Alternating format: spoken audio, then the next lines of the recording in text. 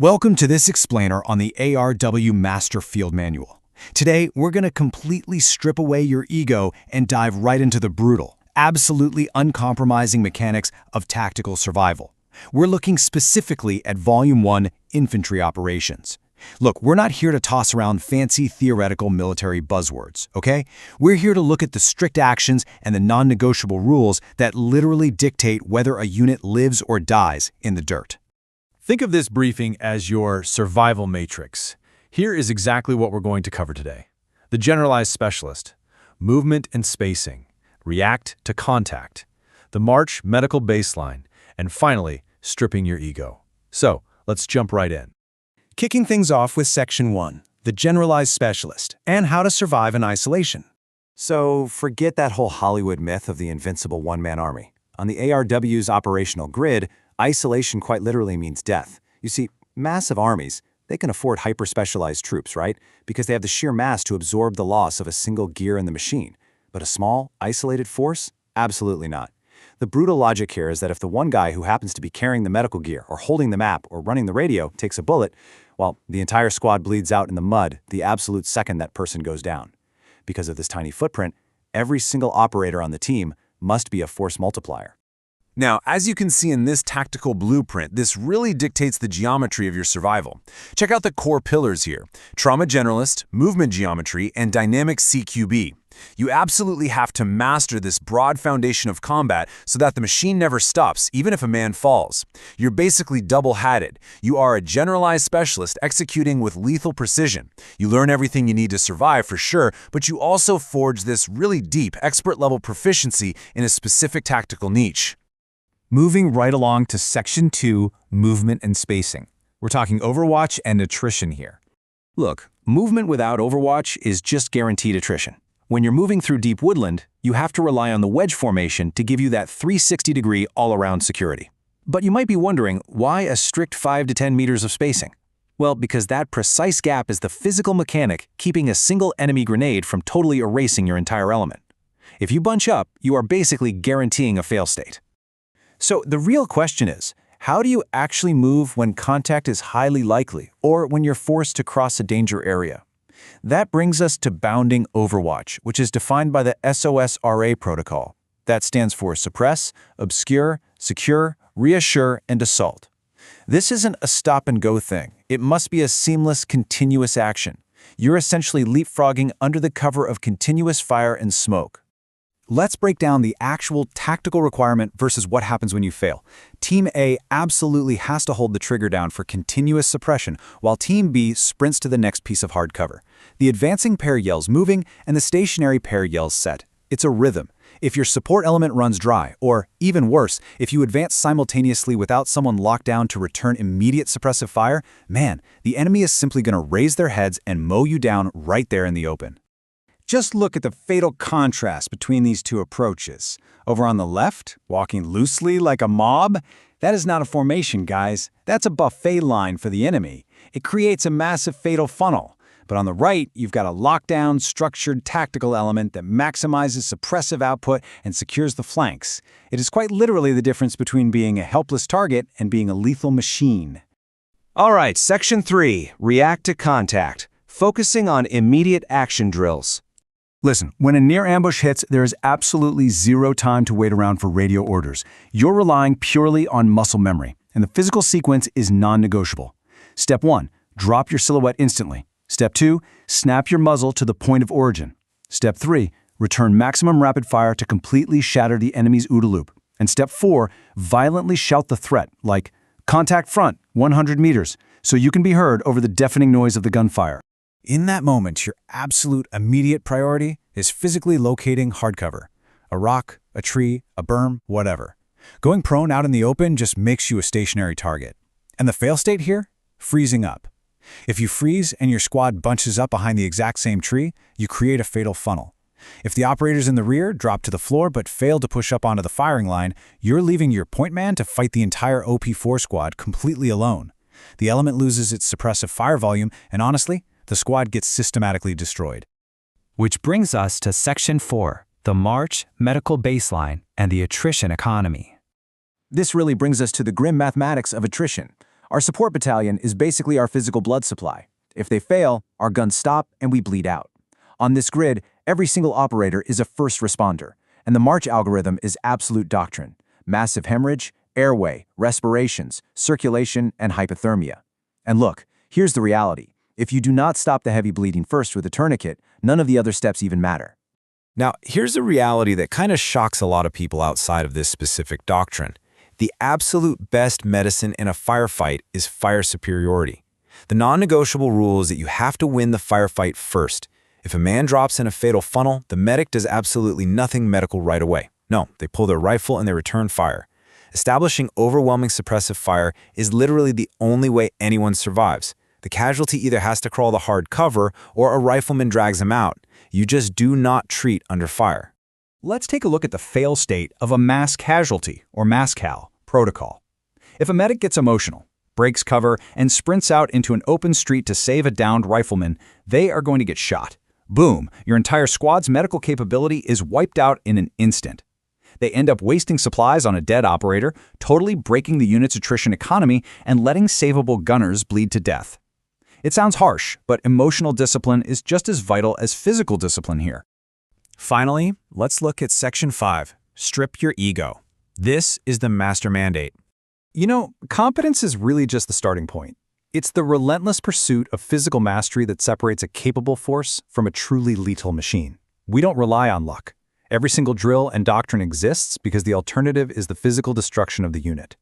When failures happen, ARW doctrine mandates that we use the 5 Whys framework to totally strip away our excuses and isolate our mechanical failures.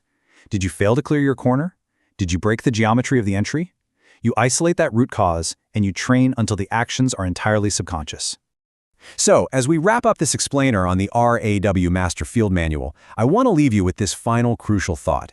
As you step onto the virtual battlefield, remember that server mechanics are not going to save you. The only things that will are cross-loading, exact physical geometry, and pure muscle memory. So the real question is, do you have the discipline to actually execute these rules, or will you just be another digital body in the dirt? Thanks so much for tuning in, guys, and stay focused out there. You are dropped blind into a pitch-black woodland environment. OP4 tracking elements are actively hunting you, and they have stripped you of every piece of digital technology. You have no GPS, no comms, and no digital maps. When satellite feeds drop and batteries die, survival depends on the physical math of the map and the geometry of the night sky. Neither of these will lie to you.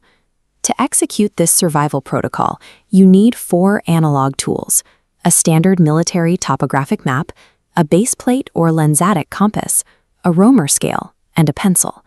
Mastering these physical instruments is the only guaranteed method to achieve true navigational autonomy and plot a viable route away from capture. Step 1 is establishing a hard directional baseline. If OP4 has taken your compass, you can find true north by looking up. Find the Big Dipper on the right. Project a line through its 2 outer pointer stars, extending 5 times their distance. That line points directly to Polaris. Verify this with Cassiopeia, a W constellation on the opposite side pointing back to the same star. Once you have a positive visual on Polaris, drop a hard vertical line straight down to the physical horizon. That point is your true north. Locking in this celestial baseline gives you an immediate directional bearing that cannot be jammed or stripped from you. You now have orientation before you take a single step in the dark. With your bearing established, we transition from the sky down to your topographic map. You need to translate this paper document into exact physical coordinates for extraction. The fundamental rule for reading military grid coordinates is constant. Always read the horizontal easting lines along the bottom first, followed by the vertical northing lines along the side, along the corridor, then up the stairs. A 4-figure grid covers 1 million square meters, too large for extraction. Divide it into tenths to generate a 6-figure grid, a surgical 100-meter kill box. Use a roamer scale for a 10-figure grid, pinpointing a microscopic 10-meter square. To plot a viable landing zone for a helicopter extraction, providing a mathematically precise 6-figure grid is the absolute minimum requirement. Knowing north and understanding grids solves nothing if you don't know your current origin point on the map. To find it, we use the mathematics of resection. Identify 3 prominent physical landmarks on the horizon that match your map. For example, a mountain peak, a church tower, and a radio mast. Looking at this lensatic compass, you will use the bezel ring and the north-seeking arrow to shoot a hard magnetic bearing directly to that first physical landmark. To plot this on your map, you must run the reverse math. Calculate the back azimuth by adding 180 degrees to your forward bearing. If you are looking at the mast at 45 degrees and mast is looking back at you at 225 degrees, this reference image demonstrates the mechanical application. Using a pencil and a straight edge, draw that back azimuth line originating from the landmark on the map, pointing back in your direction. Take your compass, shoot your next bearings, calculate the back azimuths, and draw those lines. This inset map shows the result. The exact location where those 3 drawn lines physically intersect forms a tiny triangle. You are standing directly inside that triangle. Resection eliminates guesswork. You now have a mathematically verified 6-figure grid coordinate to serve as the launchpad for your extraction route. You know your exact location and the coordinates for the LZ. Now you must plot a movement path that keeps you alive long enough to reach it. Drawing a straight, predictable line from your location to the extraction creates a fatal funnel. OP4 tracking elements know the terrain, and they will intercept a straight line movement. This 3D topographical diagram illustrates doglegging. Notice how the straight route is rejected. Instead, the route sharply alters directional vectors, moving deliberately between hard terrain features like saddles and river bends to consistently break enemy tracking lines. To maintain these vectors while navigating complex terrain, you apply a technique known as handrailing. Moving parallel to a hard linear boundary, like keeping the stream exactly 50 meters to your left, maintains your bearing without constantly checking your compass. Operating on a non-linear, terrain-guided route turns a highly vulnerable movement, like dragging a deadweight casualty, into a survivable tactical exfiltration. You have successfully stripped away your reliance on vulnerable digital tech and secured your analog baseline. You established Celestial North, triangulated a precise grid intersection with a 3-point fix, and plotted a dogleg route to avoid enemy trackers. The preparation and the math are complete. It is time to run the physical geometry of the escape. Strip your ego, trust the unbending rules of mathematics, and join the machine. Right, let's jump straight into this explainer. If you've been running standard infantry playbooks, we'll get ready for a serious reality check. Today, we're looking at a raw, cinematic instructional breakdown of one of the absolute most demanding roles on the grid, the Grenadier. We aren't talking theoretical sim tactics here. We're zeroing in strictly on the brutal physical engine mechanics you need to land high explosives on target while under extreme fire. Right off the bat, the manual drops this hardcore maxim on us. Integration, precision, responsiveness. Fight to fire, fight to fight. And that right there sets the absolute standard for the ARW grid. You see, in a small, isolated 12-man element where hyper-specialists can literally become single points of failure, the manual is crystal clear. In this role, you aren't just a grunt with a fancy tube attached to your rifle. You're a generalized specialist. You are the ultimate squad force multiplier, somehow combining the movement discipline of a rifleman with the meticulous trajectory math of a mortar gunner. Moving right along to Section 1, the immediate artillery, bridging the firepower gap. This section establishes the massive burden placed squarely on the Grenadier's shoulders. Looking at the doctrines diagrams, it perfectly illustrates something absolutely crucial. ARW combat is not some arcade chaos. It is a harsh, unforgiving geometry problem. Think about it. Before the heavy 155mm artillery is dialed in, and way before the heavy mortars can physically sprint their base plates into position, you are it. You are the only explosive fire support your squad has. You have to fill that massive critical firepower gap between a standard 5.56 rifle round and a heavy artillery shell. Basically, you are the explosive solution. But to be that solution, you've got to instinctively know your 40mm munitions engine inside and out. This isn't just about making things go boom, it's about actively manipulating the battlefield. You've got your high explosive, or HE rounds, as your primary anti-infantry tool. You've got HEDP for light vehicles, though, a quick note from the doctrine here, do not try using these on heavy armor like tanks, it just won't work. Then there's smoke to build instantaneous visual walls or mark targets for close air support, and illumination parachute flares for those night ops. And you need to be able to seamlessly swap between all of these without ever breaking visual contact with your target area.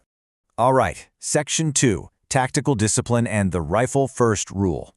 To wield all that power, the manual basically strips away your ego with its hardest doctrine. The contrast here is brutal, but completely necessary. We call this the rifle first rule. If you stumble into a medium to close-range firefight, your grenade launcher is practically useless compared to your standard NATO rifle. Seriously, the launcher lacks immediate speed, it doesn't have a flat trajectory, and the follow-up potential is terrible. You have to unconditionally use your rifle to establish dominance and gain fire superiority. You only switch over to the 40mm when the enemy takes hard cover, like a trench or a concrete berm, and your flat rifle trajectory physically just can't reach them. Which brings us to Section 3, Ballistics and Math and the 50-meter failsafe. Let's slow down a second and actually look at the meticulous physical mechanics and trajectory math required to land these explosives on an entrenched target. So, standard iron sights actually block your peripheral vision, which, as we know, is a total death sentence in combat. Instead, the manual dictates this over-the-holographic technique. You basically toss out your hardware keybinds and rely entirely on sight manipulation. You elevate the front post, hover it directly over your holographic sight, and fire. You have to actively utilize that steep ballistic arc, visually estimating the distance on the fly, to drop explosives perfectly over concrete walls and directly into trenches where your fire team's direct rifle fire is totally useless. It's an art form, really. But here is the crucial point: understanding the fail states. Picture this worst-case, close-quarter scenario. A guy completely surprises you from around a tree just 20 meters away. You panic. You squeeze the trigger on your 40mm HE round. What do you think happens? You get a dud, literally. You just hit the enemy with a very fast, very heavy piece of metal. You'll hear this loud, dull thud as it bounces off them, which is honestly pretty embarrassing right before you're sent back to the respawn screen. The 40mm HE has this brilliant but super unforgiving internal mechanical safety. It requires roughly 50 meters of flight time through the air for the explosive to actually arm itself. If you fire at 20 or 30 meters, you get nothing but that thud.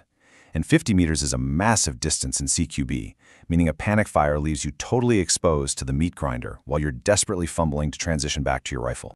Now, Section 4, the suppression engine, breaking the ambush. Once you actually respect that 50-meter failsafe, we can ramp the intensity back up and unleash your true role in a firefight. Check out the React Direct fire drill here.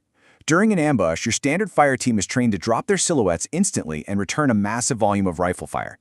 But you, as the grenadier, your immediate react-to-contact drill dictates something totally different. You instantly raise the launcher and lob HE directly into the threat's location. Your explosive strike is what shocks the enemy and establishes the high explosive suppressive fire needed to let your maneuver element actually bound forward and flank. And think about why this matters. When your fire team is pinned in the dirt by an OP-4 machine gun nest, throwing standard rifle rounds at a sandbag wall, yeah, that's not going to save you. Your explosive rounds are the literal key to destroying targets behind cover. You are breaking the enemy's suppression and quite literally keeping your squad from bleeding out in the mud. Section 5, CQB Lethality, Unlocking the Ceiling Exploit. Now, let's take all this into the absolute most dangerous environment in the game, Urban Structural Clearing, or CQB. Let's see how this builds into advanced, lethal applications where the fatal funnel dictates who lives and who dies. So, the cardinal rule when you push into a room: you are strictly a rifleman. Rifle absolute. Firing high-explosive 40mm rounds inside a room is strictly prohibited.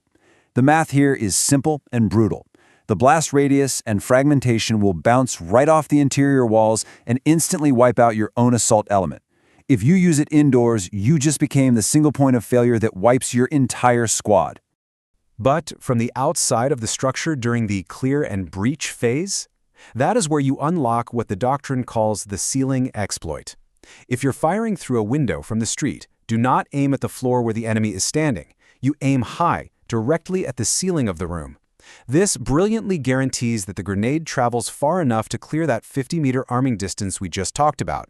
It detonates above the enemy, raining down catastrophic shrapnel on everyone in that room before your team even kicks the door. And that ceiling exploit is just one piece of your urban toolkit. You've also got wall splash targeting. So instead of trying to calculate the perfect drop to land a grenade right at a guy's feet, you aim at the solid vertical wall right behind him. The impact splash is highly lethal and honestly takes way less math. Plus, remember that unlike a thrown hand grenade that just bounces around with a time delay fuse, giving the enemy time to dive away, your 40mm detonates instantaneously on impact. You're giving the enemy absolutely zero reaction time. Add in your smoke rounds for street obscuration to blind enemy machine gunners while your team crosses intersections, and you are completely bypassing standard cover geometry. So, what does this all mean?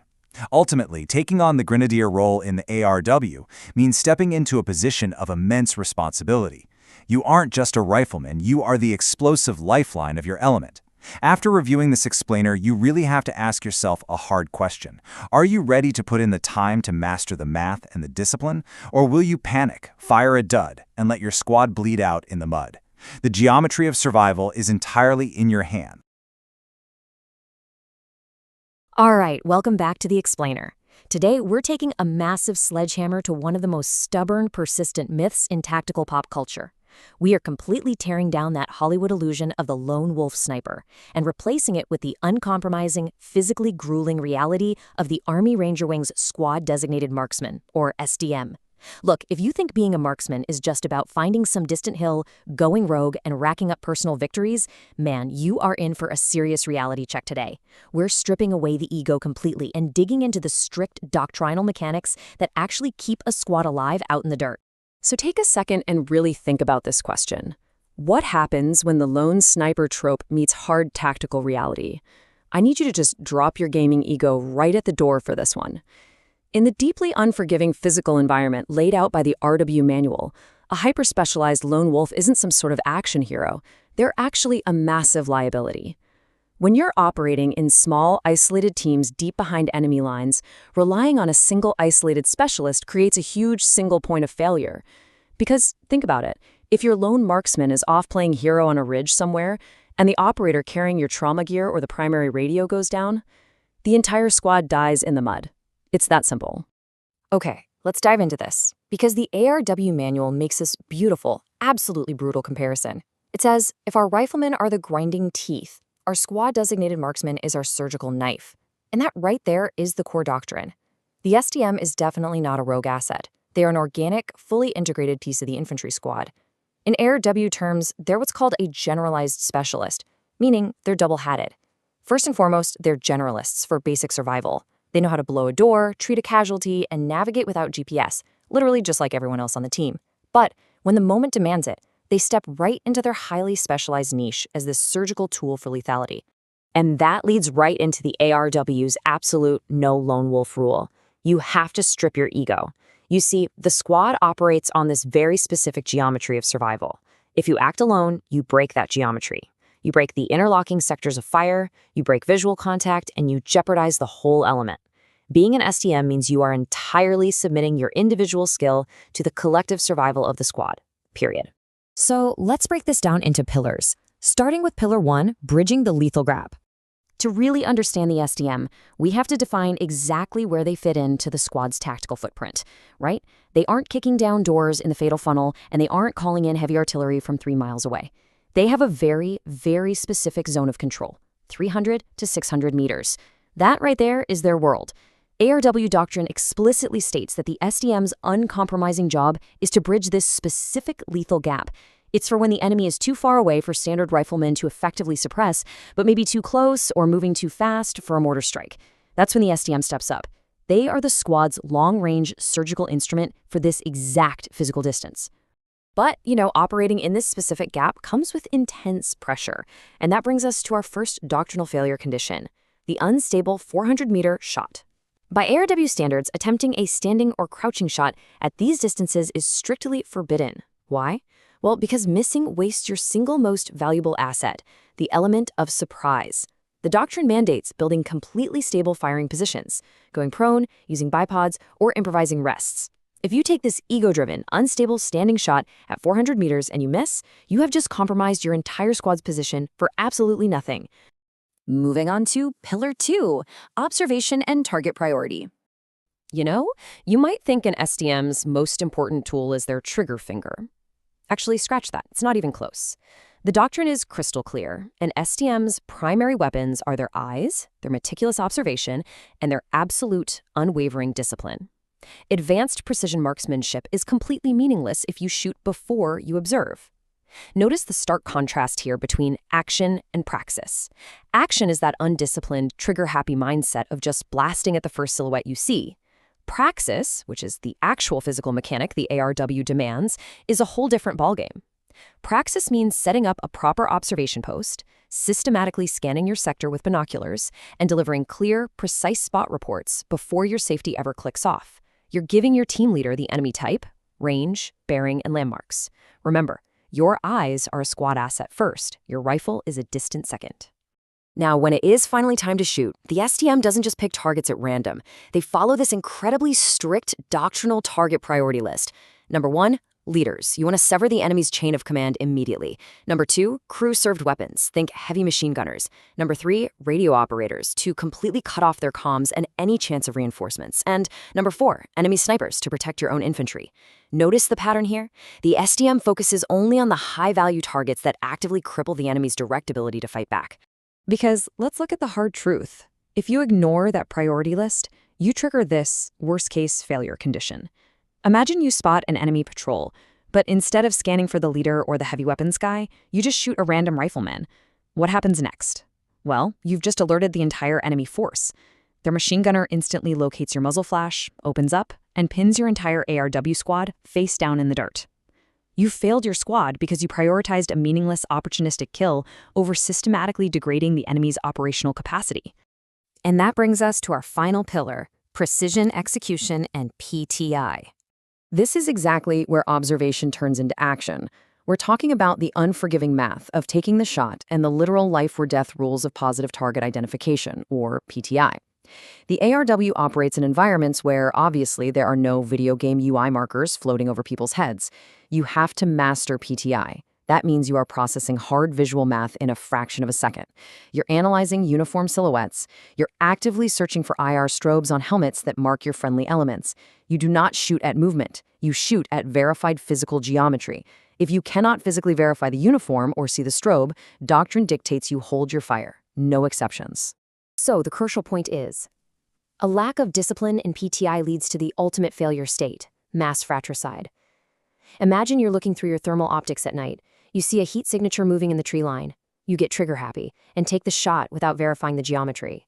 Turns out, that heat signature was your own flanking assault element. Your lack of discipline just caused a mass fratricide event. That is the true gravity of the SDM role. So, to ensure that when you do identify the correct target, you actually hit it, ARW doctrine demands rigorous dope management. DOPE stands for Data on Previous Engagement. It's basically a highly detailed logbook used for calculating windage, elevation, and environmental effects. Guessing your windage? Absolutely not an option. Calculated mathematical precision is mandatory here. Because, in the ARW, first-round hits aren't just some nice-to-have goal. They are a fundamental survival requirement. And to enforce this, instructors put candidates through what's known as the grueling 5-second specialist gate. The setup is just brutal. The SDM is placed on a ridge. Out of nowhere, the instructor spawns a high-value target at a completely unannounced distance somewhere between 400 and 600 meters. The SDM has exactly 5 seconds, just 5 seconds, to execute these 4 steps. Range the target, consult their dope logbook, hold the correct windage and elevation, and fire a single, precise shot. It is a massive, incredibly intense stress test of mechanical mastery. And if you fail that 5-second test, you trigger our final failure condition, the supersonic crack. If you guess the math and you miss that crucial first round, the supersonic crack of your bullet immediately alerts the target. They dive for cover, they locate your position, and they call down artillery on your squad, completely halting your entire platoon's maneuver. Just one missed shot can physically dismantle an entire mission. So, we've covered the lethal gap, the absolute necessity of observation, and the unforgiving math of the 5-second gate. The AR-designated marksman isn't a lone wolf. They are a master of patience, geometry, and restraint. It's really not about how fast you can pull the trigger. It's about knowing exactly when not to. So I'm going to leave you with this provocative thought to challenge your own tactical mindset. When the crosshairs are finally on the target, the adrenaline is pumping and the pressure is mounting. Do you actually have the discipline to hold your fire? Thanks for joining me on this explainer. I hope this completely changes how you view the marksman role. Keep learning, keep analyzing, and I'll see you all next time. Picture this for a second. You are miles deep into hostile territory. It is pitch black, your heart is absolutely pounding in your chest, and every snapped twig, or even a sharp intake of breath, could bring an entire enemy battalion crashing down on your exact grid coordinates. Well, welcome to the Explainer. Today we're cracking open the ARW Master Field Manual Volume X. This is basically the definitive tactical Bible for the ARMA 3 realism community. We're going to dive into the incredibly high-stakes, honestly fascinating world of the Special Reconnaissance Unit, better known as the Ghost Eyes. We're going to unpack the intense physical and mental discipline it takes to survive in a combat simulation where the rules of engagement are, well, probably unlike anything you've ever seen before. So, let me kick things off with a question that might feel totally backwards if you've ever played a military video game. In a combat simulation, what do you think is the absolute fastest way to fail your mission? Think about it. Is it getting lost on the map, bringing the wrong gear, or maybe missing a critical sniper shot?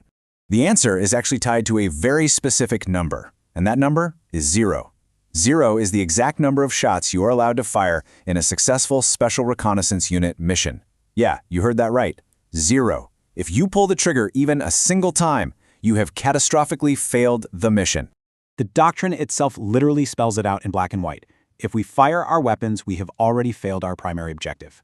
This is the absolute, unforgiving rule of operating deep behind enemy lines as a ghost eye. You aren't there to kick down doors, clear rooms, or fight some massive war of attrition. You are there for one reason: to be completely invisible. It's a total clash of mindsets, right? On one hand, you have the typical trigger-happy mindset. This is your classic arcade shooter chaos, sprinting around, gunning people down, treating every single problem like a nail because your only tool is a hammer. But then, on the flip side, we have the SRU reality, pure bushcraft. This demands that you strip that assault mindset out completely. Out there, your only weapons are stealth, pure intelligence gathering, and just absolute physical discipline. Which brings us to Section 1, the Unseen Scalpel. To understand how these highly autonomous, tiny 2 to 4 person reconnaissance teams actually function, we have to look at their foundational philosophy. They call it the unseen scalpel. And it isn't about physical cutting. It's about providing the ground commander with the exact mathematical reality of the battlefield without the enemy ever even sensing you are there. You act as a pure intelligence gathering instrument. Your job is to observe, quantify, and report, all while remaining a total ghost. All right, let's move into Section 2, Advanced Infiltration Tactics.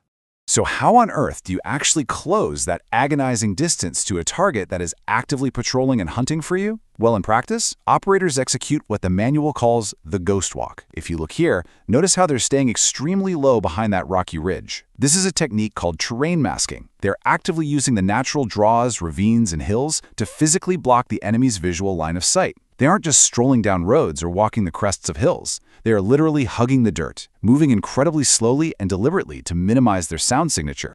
Because we're talking about a combat simulation like ARMA, this becomes this incredibly tense game of man versus machine. To break the AI, operators literally have to crouch walk or belly crawl for kilometers at a time. The game's artificial intelligence is designed to trigger based on movement speeds, silhouette exposure, and noise. So this means you're constantly micromanaging your stamina bar so you don't trigger heavy breathing audio cues, and you're carefully choosing every single step you take so you don't accidentally crunch on a metal sheet or snap a twig. Which leads us to Section 3, the Observation Post. Let's say the team miraculously survives the ghost walk and actually reaches the target area. Well, the real work is just beginning. Establishing a concealed observation post, or OP, follows a very strict doctrinal progression. First, you move silently. Second, you mask your approach using the terrain. Third, you dig your hide site. And only then, step 4, do you actually observe. And listen, security is everything here. An OP is never established alone. While the primary observer is locked onto the target, the rest of this tiny team has to maintain localized 360-degree security at all times. Just look at how these camouflaged operators are practically swallowed whole by the forest floor. They've perfectly used the local vegetation to break up their physical silhouettes. But remember, the margin for error here is mathematically 0. The doctrine explicitly warns that if you snap just a single branch, a passing patrol spots your OP, and boom, the entire team is instantly compromised. Let's check out Section 4, Running the Intelligence Math. So, assuming the team has successfully infiltrated and established a totally invisible OP, the physical exhaustion is suddenly replaced by an absolutely massive cognitive load.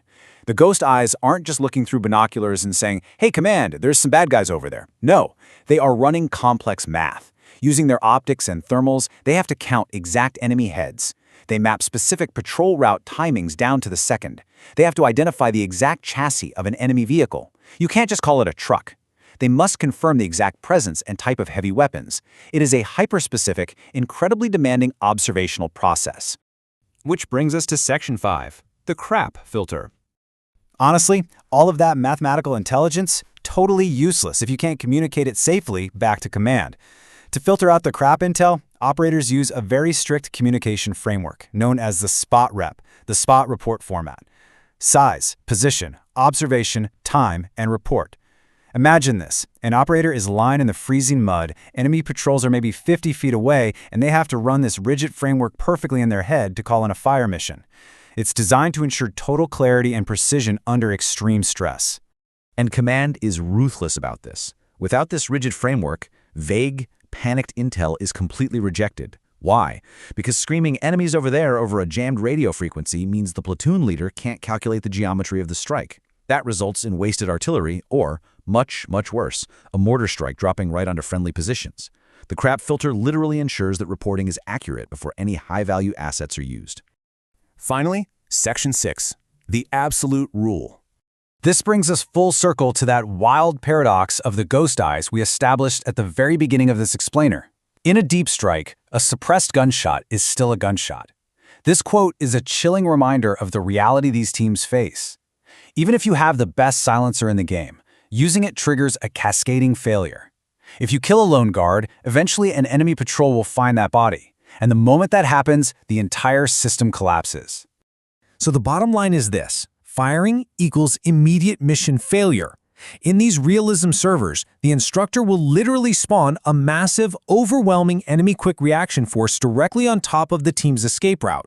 The Ghost Eyes will instantly find themselves compromised, outgunned 10-1, and completely cut off. At that point, the stealth mission is over. They have to instantly transition into survival and evasion protocols, burning through their tiny supply of ammunition just to create enough distance to hopefully disappear back into the terrain. Which leaves us with one final, provocative question straight from the doctrine we've explored today. If you are operating deep behind enemy lines and your deadliest weapon isn't your rifle but your radio, do you have the absolute physical and mental discipline to keep your finger off the trigger? It's a massive mindset shift, and it's exactly what separates the arcade gamers from true tactical operators. Thanks so much for joining me on The Explainer today, and keep questioning what it really means to win the math of the battlefield. Welcome to today's Explainer, where we're stepping onto a highly unforgiving battlefield. We're cracking open the ARW Master Field Manual Volume 6, Heavy Weapons. Look, this isn't about your standard infantry tactics, right? This is a high-stakes cinematic dive into the brutal physical mechanics of anti-tank and anti-air operations. We're talking heavy armor, 3D threat matrices, and that absolutely razor-thin margin for error you have when you're hunting the biggest, deadliest machines on the battlefield. Right out of the gate, the manual hits you with a brutal truth. Strip the standard rifle mentality out of your head. Seriously, if you go into heavy weapons combat with the trigger-happy run-and-gun mindset, you've already lost. This manual demands a complete paradigm shift. We literally have to strip away that basic instinct to just point and shoot. So let's look at this comparison, because it's basically the foundation of everything we're covering today. Standard rifle fire, that's about suppressing your enemies with a sheer volume of bullets. It's fluid.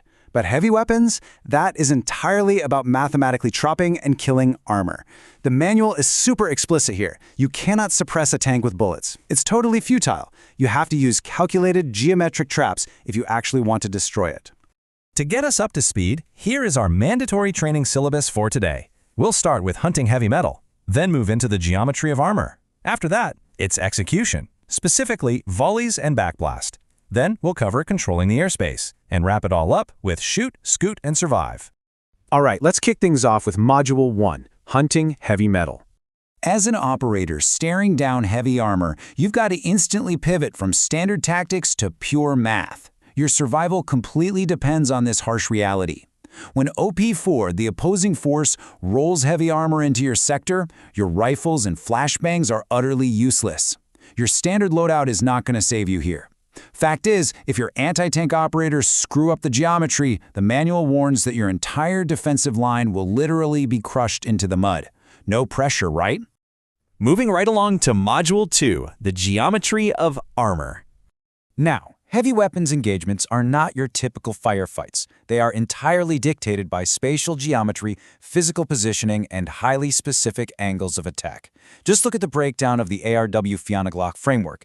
This doctrine takes the chaos of combat and transforms it into a calculated, lethal precision exercise. You've got concepts like movement geometry and combined trajectory at play here. Arcade-style chaos is explicitly thrown out the window, replaced by a rigorous, calculated geometry of survival. So how do you actually execute this geometry? It's about creating what the manual calls the kill box. You see, you never ever shoot a tank in its thick, heavily sloped front armor. Instead, you follow these exact physical mechanics.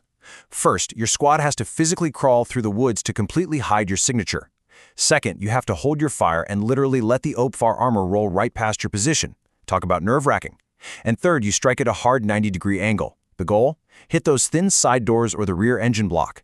You're maneuvering into a mathematical position that completely bypasses their strongest defenses. That brings us to Module 3, Execution, Volleys and Backblast. Okay, so we've got the geometry down, but now the manual gets into the visceral, physical dangers of actually pulling the trigger. Before you even fire, there is a mandatory fail-safe you have to execute. Why? Because firing an anti-tank rocket creates a massive, lethal cone of fire and overpressure directly behind the launcher. So the doctrine states the gunner must physically snap their head back and violently scream, "Backblast area clear!" This visually confirms no squad members are standing in that cone. Failing to clear this zone, well, that results in the absolute worst-case scenario, literally vaporizing your own team with rocket exhaust. And that brings us to the rhythmic precision required when you finally do pull the trigger. A single rocket might honestly just bounce off modern advanced reactive armor. So you beat the math with a synchronized volley. It goes like this. Step 1. 2 anti-tank gunners lock onto the exact same target from different angles. Step 2. The squad leader counts it down over the net. 3, 2, 1, fire. Step 3. Both rockets physically hit the exact same steel plate within milliseconds of each other. You see, overcoming modern armor isn't just some brute force firepower contest. It's a timing trap. It relies entirely on synchronized math and millisecond execution. Basically, you are breaking their defensive geometry with your offensive timing. Next up is Module 4, Controlling the Airspace. Now remember, heavy weapons aren't just for ground armor. They're absolutely critical for anti-air operations and area denial within a complex 3D threat matrix. Surviving an air attack demands rigorous target ID. Operators have to rapidly distinguish between helicopters and fixed-wing close air support. You've got to recognize if an aircraft is popping flares or chaff so you can react on the fly. You also need to calculate proper tracking and lead based on their specific flight profiles. If you're using machine guns, doctrine says to throw up a massive wall of steel for maximum lethality. And for main guns, you always target the absolute center of mass. You've got to neutralize these high-speed aerial threats before they wipe your squad off the map. But because the airspace is notoriously chaotic, the manual lays out 3 critical weapons control statuses to prevent catastrophic friendly fire. First is weapons free, meaning crews can fire at any air target not positively identified as friendly. This is your least restrictive status. Then there's weapons tight, where you only fire at targets positively identified as hostile. Finally, weapons hold. This is the most restrictive. Firing is completely prohibited except in absolute self-defense. Knowing exactly which status you're operating under, yeah, that's literally a matter of life and death. Finally, we arrive at Module 5, Shoot, Scoot, and Survive. This final module zeroes in on the immediate aftermath of a heavy weapons strike and the frantic race against enemy retaliation. It's all about the physical mechanics of displacement. The exact second your last round leaves the tube, the timer starts ticking. The enemy has heard the thud of your guns, and they are already calculating your grid. So, you execute an immediate relocation drill. 1. Execute the fire mission. 2. Instantly tear down the weapon and grab your remaining ammo. 3. Execute a violent 60-second physical sprint to a secondary, pre-planned position. You absolutely have to move before the counter-battery artillery rains down on you. The manual is terrifyingly clear about the failure condition here. Listen to this. If you fire an anti-tank rocket and stay in the window to admire your hit, your ego is going to get you killed. That backblast signature instantly gives your position away. Staying static just to watch your work allows enemy armor to simply level the room you're standing in. Shoot and move. It's that simple. So, as we wrap up today's explainer, I want to leave you with a final, unforgiving thought straight from the manual's ethos. When heavy armor rolls into your sector, will you possess the discipline to execute the cold math of survival? Or will ego and hesitation cause your defensive line to be crushed right into the mud? The battlefield doesn't care about your intentions. It only respects geometry, timing, and flawless execution. Thanks for joining me to decode these intense mechanics today. Stay focused and keep learning. All right, let's jump right into it. Welcome to today's explainer, where we're completely ditching the Hollywood myths and those crazy action movie tropes to look at the unforgiving, brutal reality of close quarters battle, or CQB. Seriously, forget everything you've seen in the movies. Today we're digging into the strict tactical doctrine of the breaching specialist and the assault stack, pulling directly from rigorous field manuals. We're talking pure physical mechanics, split-second timing, and absolute unwavering discipline. Urban combat is a math problem. I want you to really hold on to that single foundational thought for the rest of this explainer. Ego, adrenaline, aggression, none of that matters here. If your math is off, you fail. Survival in these tight, complex environments relies entirely on strict geometry and brutal mechanical physics. Literally, if you stand in the wrong place, you lose the math, and the consequences are absolutely catastrophic. And that brings us to the core problem of any urban assault, this concept known as the fatal funnel. The manuals define this as a literal cone of fire right at a doorway or entry point. Basically, anyone standing in this space is mathematically guaranteed to get shot. A locked door isn't just an obstacle, you guys, it's a literal death trap. In fact, room-to-room fighting is described in the doctrine as a meat grinder, and the doorway, that's the blade. You must never, ever stop in the doorway. So, how do we solve this fatal math problem? Well, here's our roadmap for today. First, we'll look at the geometry of CQB. Second, surviving the fatal funnel. Third, the dynamic breach. Fourth, the four-man scalpel. And finally, positive target identification. Let's get to it. Phase 1. The geometry of CQB. So, before an assault team even touches a door, they have to physically control the space around it. Room clearing is entirely about angles, speed, and dominating the physical space. The proper tactical procedure, the praxis, is known as slicing the pie.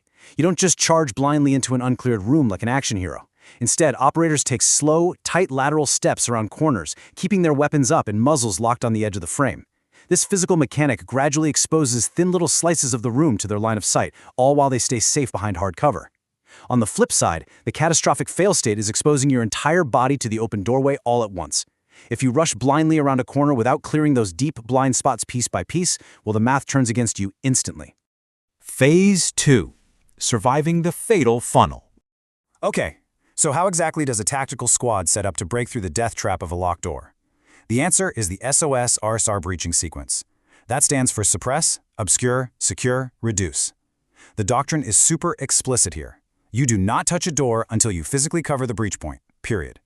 First, Overwatch dumps suppressive fire into the upper windows to force the opposing force to keep their heads down. Then, you obscure the street with smoke.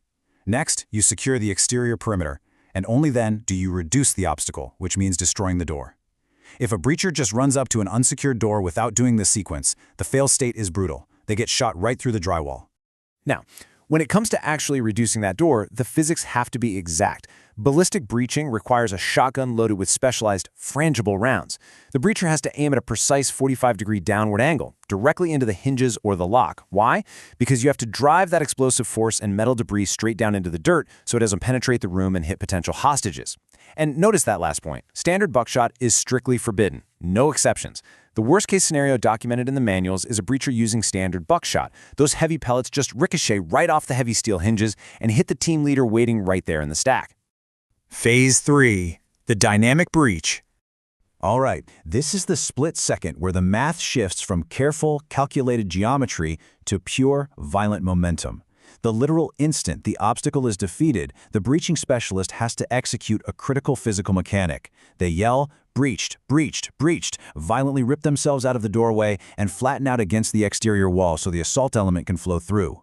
But what if they fail? What if they break the door and just stand there in the doorway admiring their work?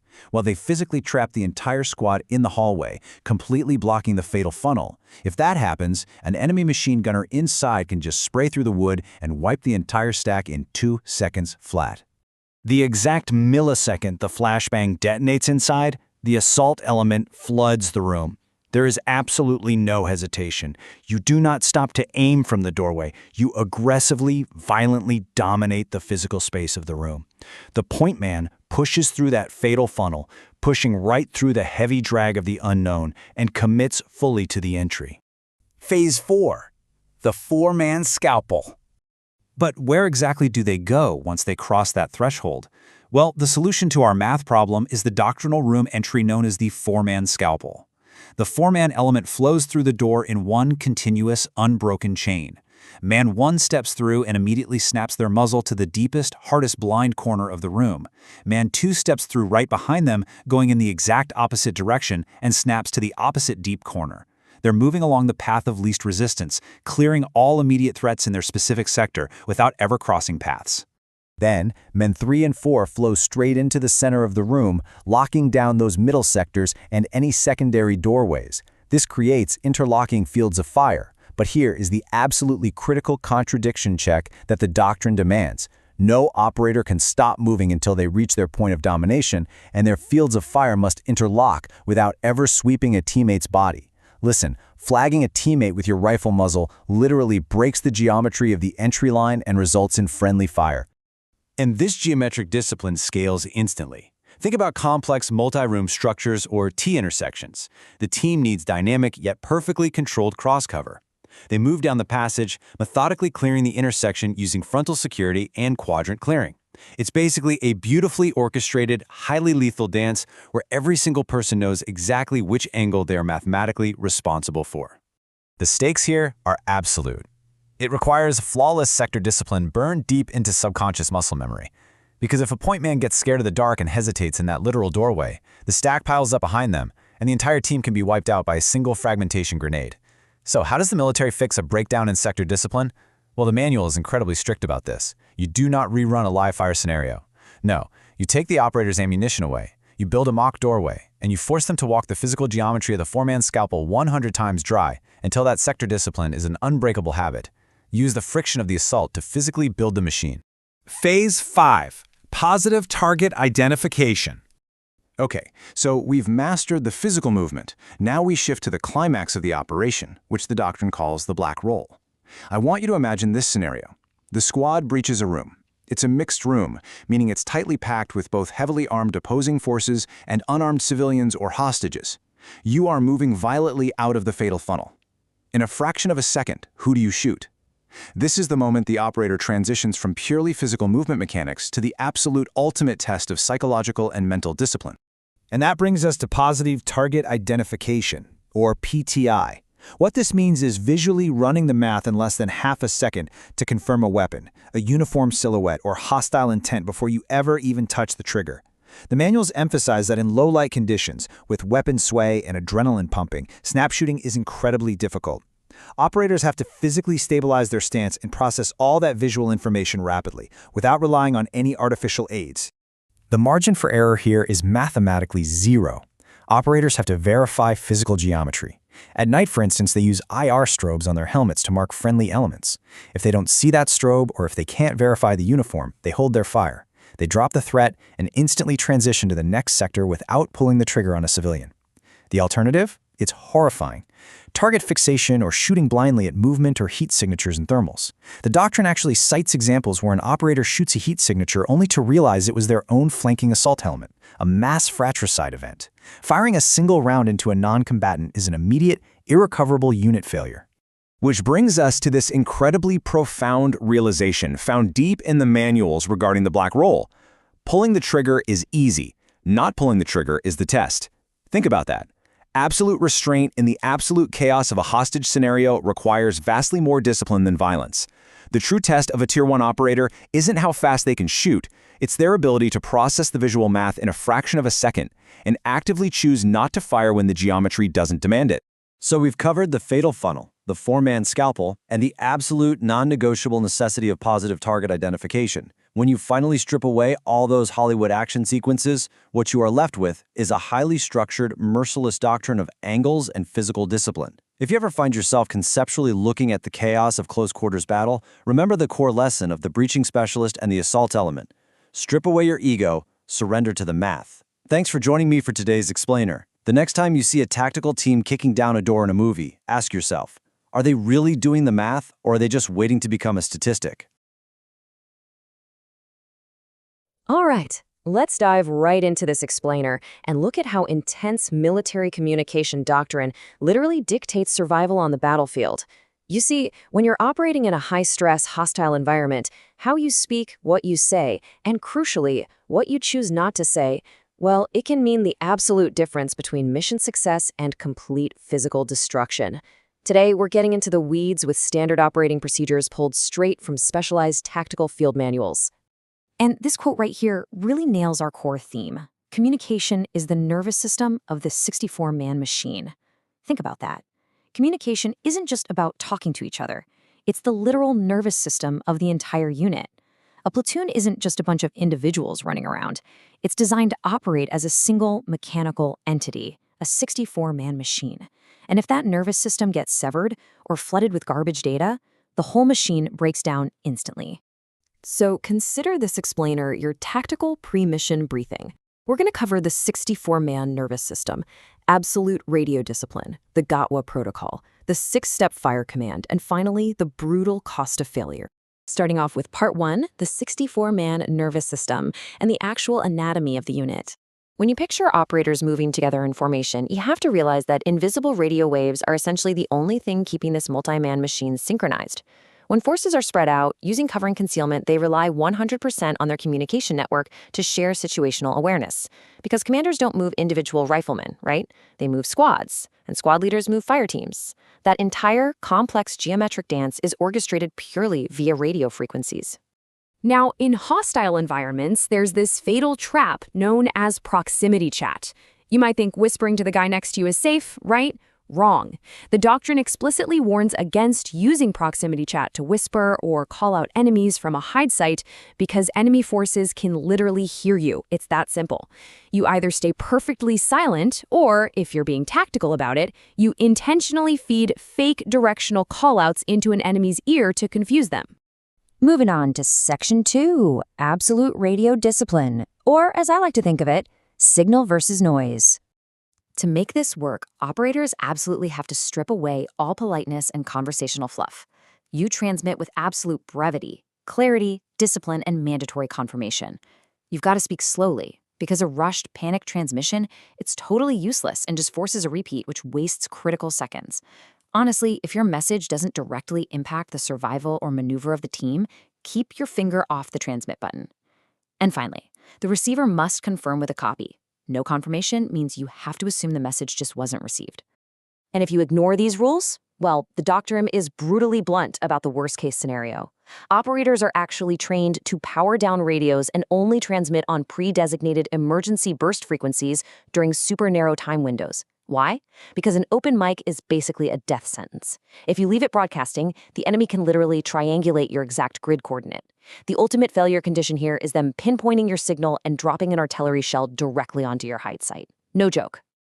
Let's look at Section 3, the GOTWA protocol and leadership mechanics.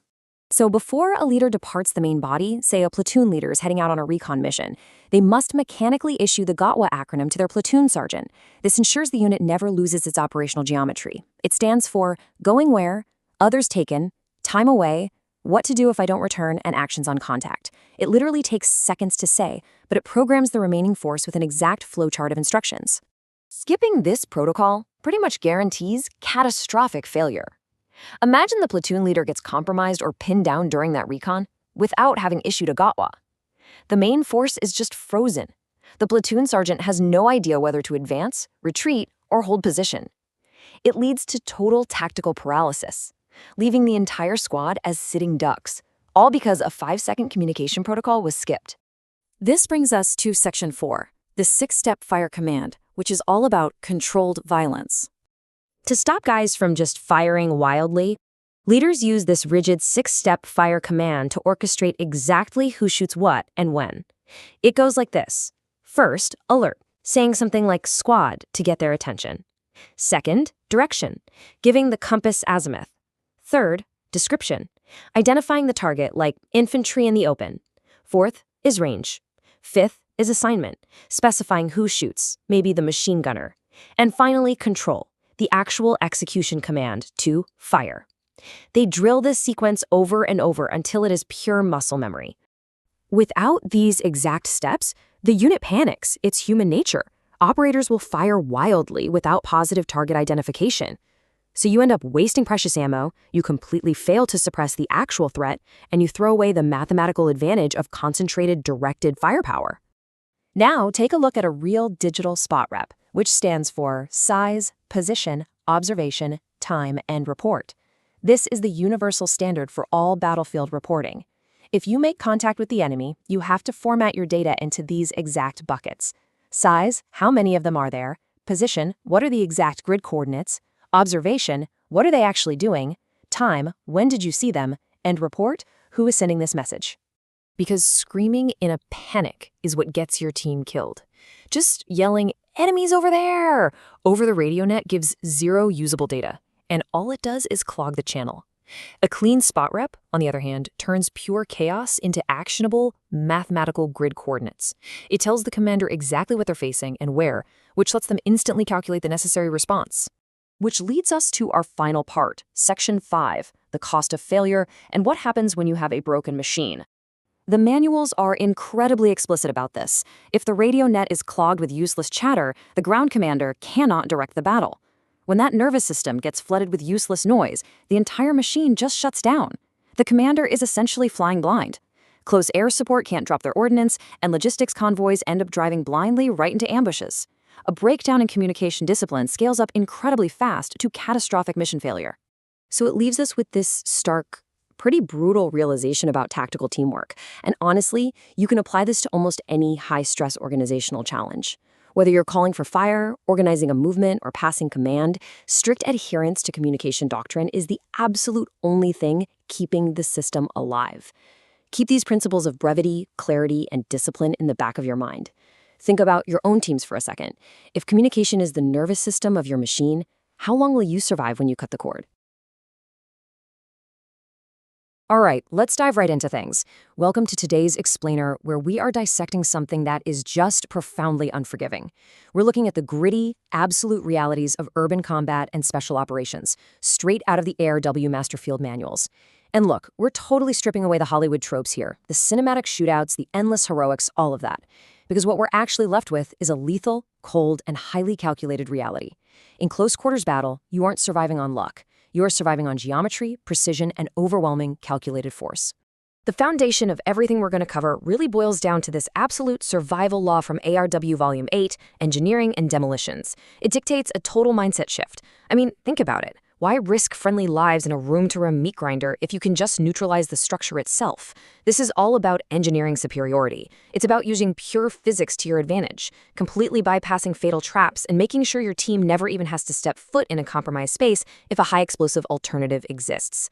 So the big question I want to ask you is this: how do you survive a mathematical meat grinder? Because honestly, that is exactly what Close Quarters Battle, or CQB, really is. It's not an action movie. It's a deadly math problem. If you stand in the wrong place at the wrong time, the physical consequences are absolute. If you violate the angles, if you ignore the geometry of a room, you lose. And in this environment, losing the math literally means losing your life.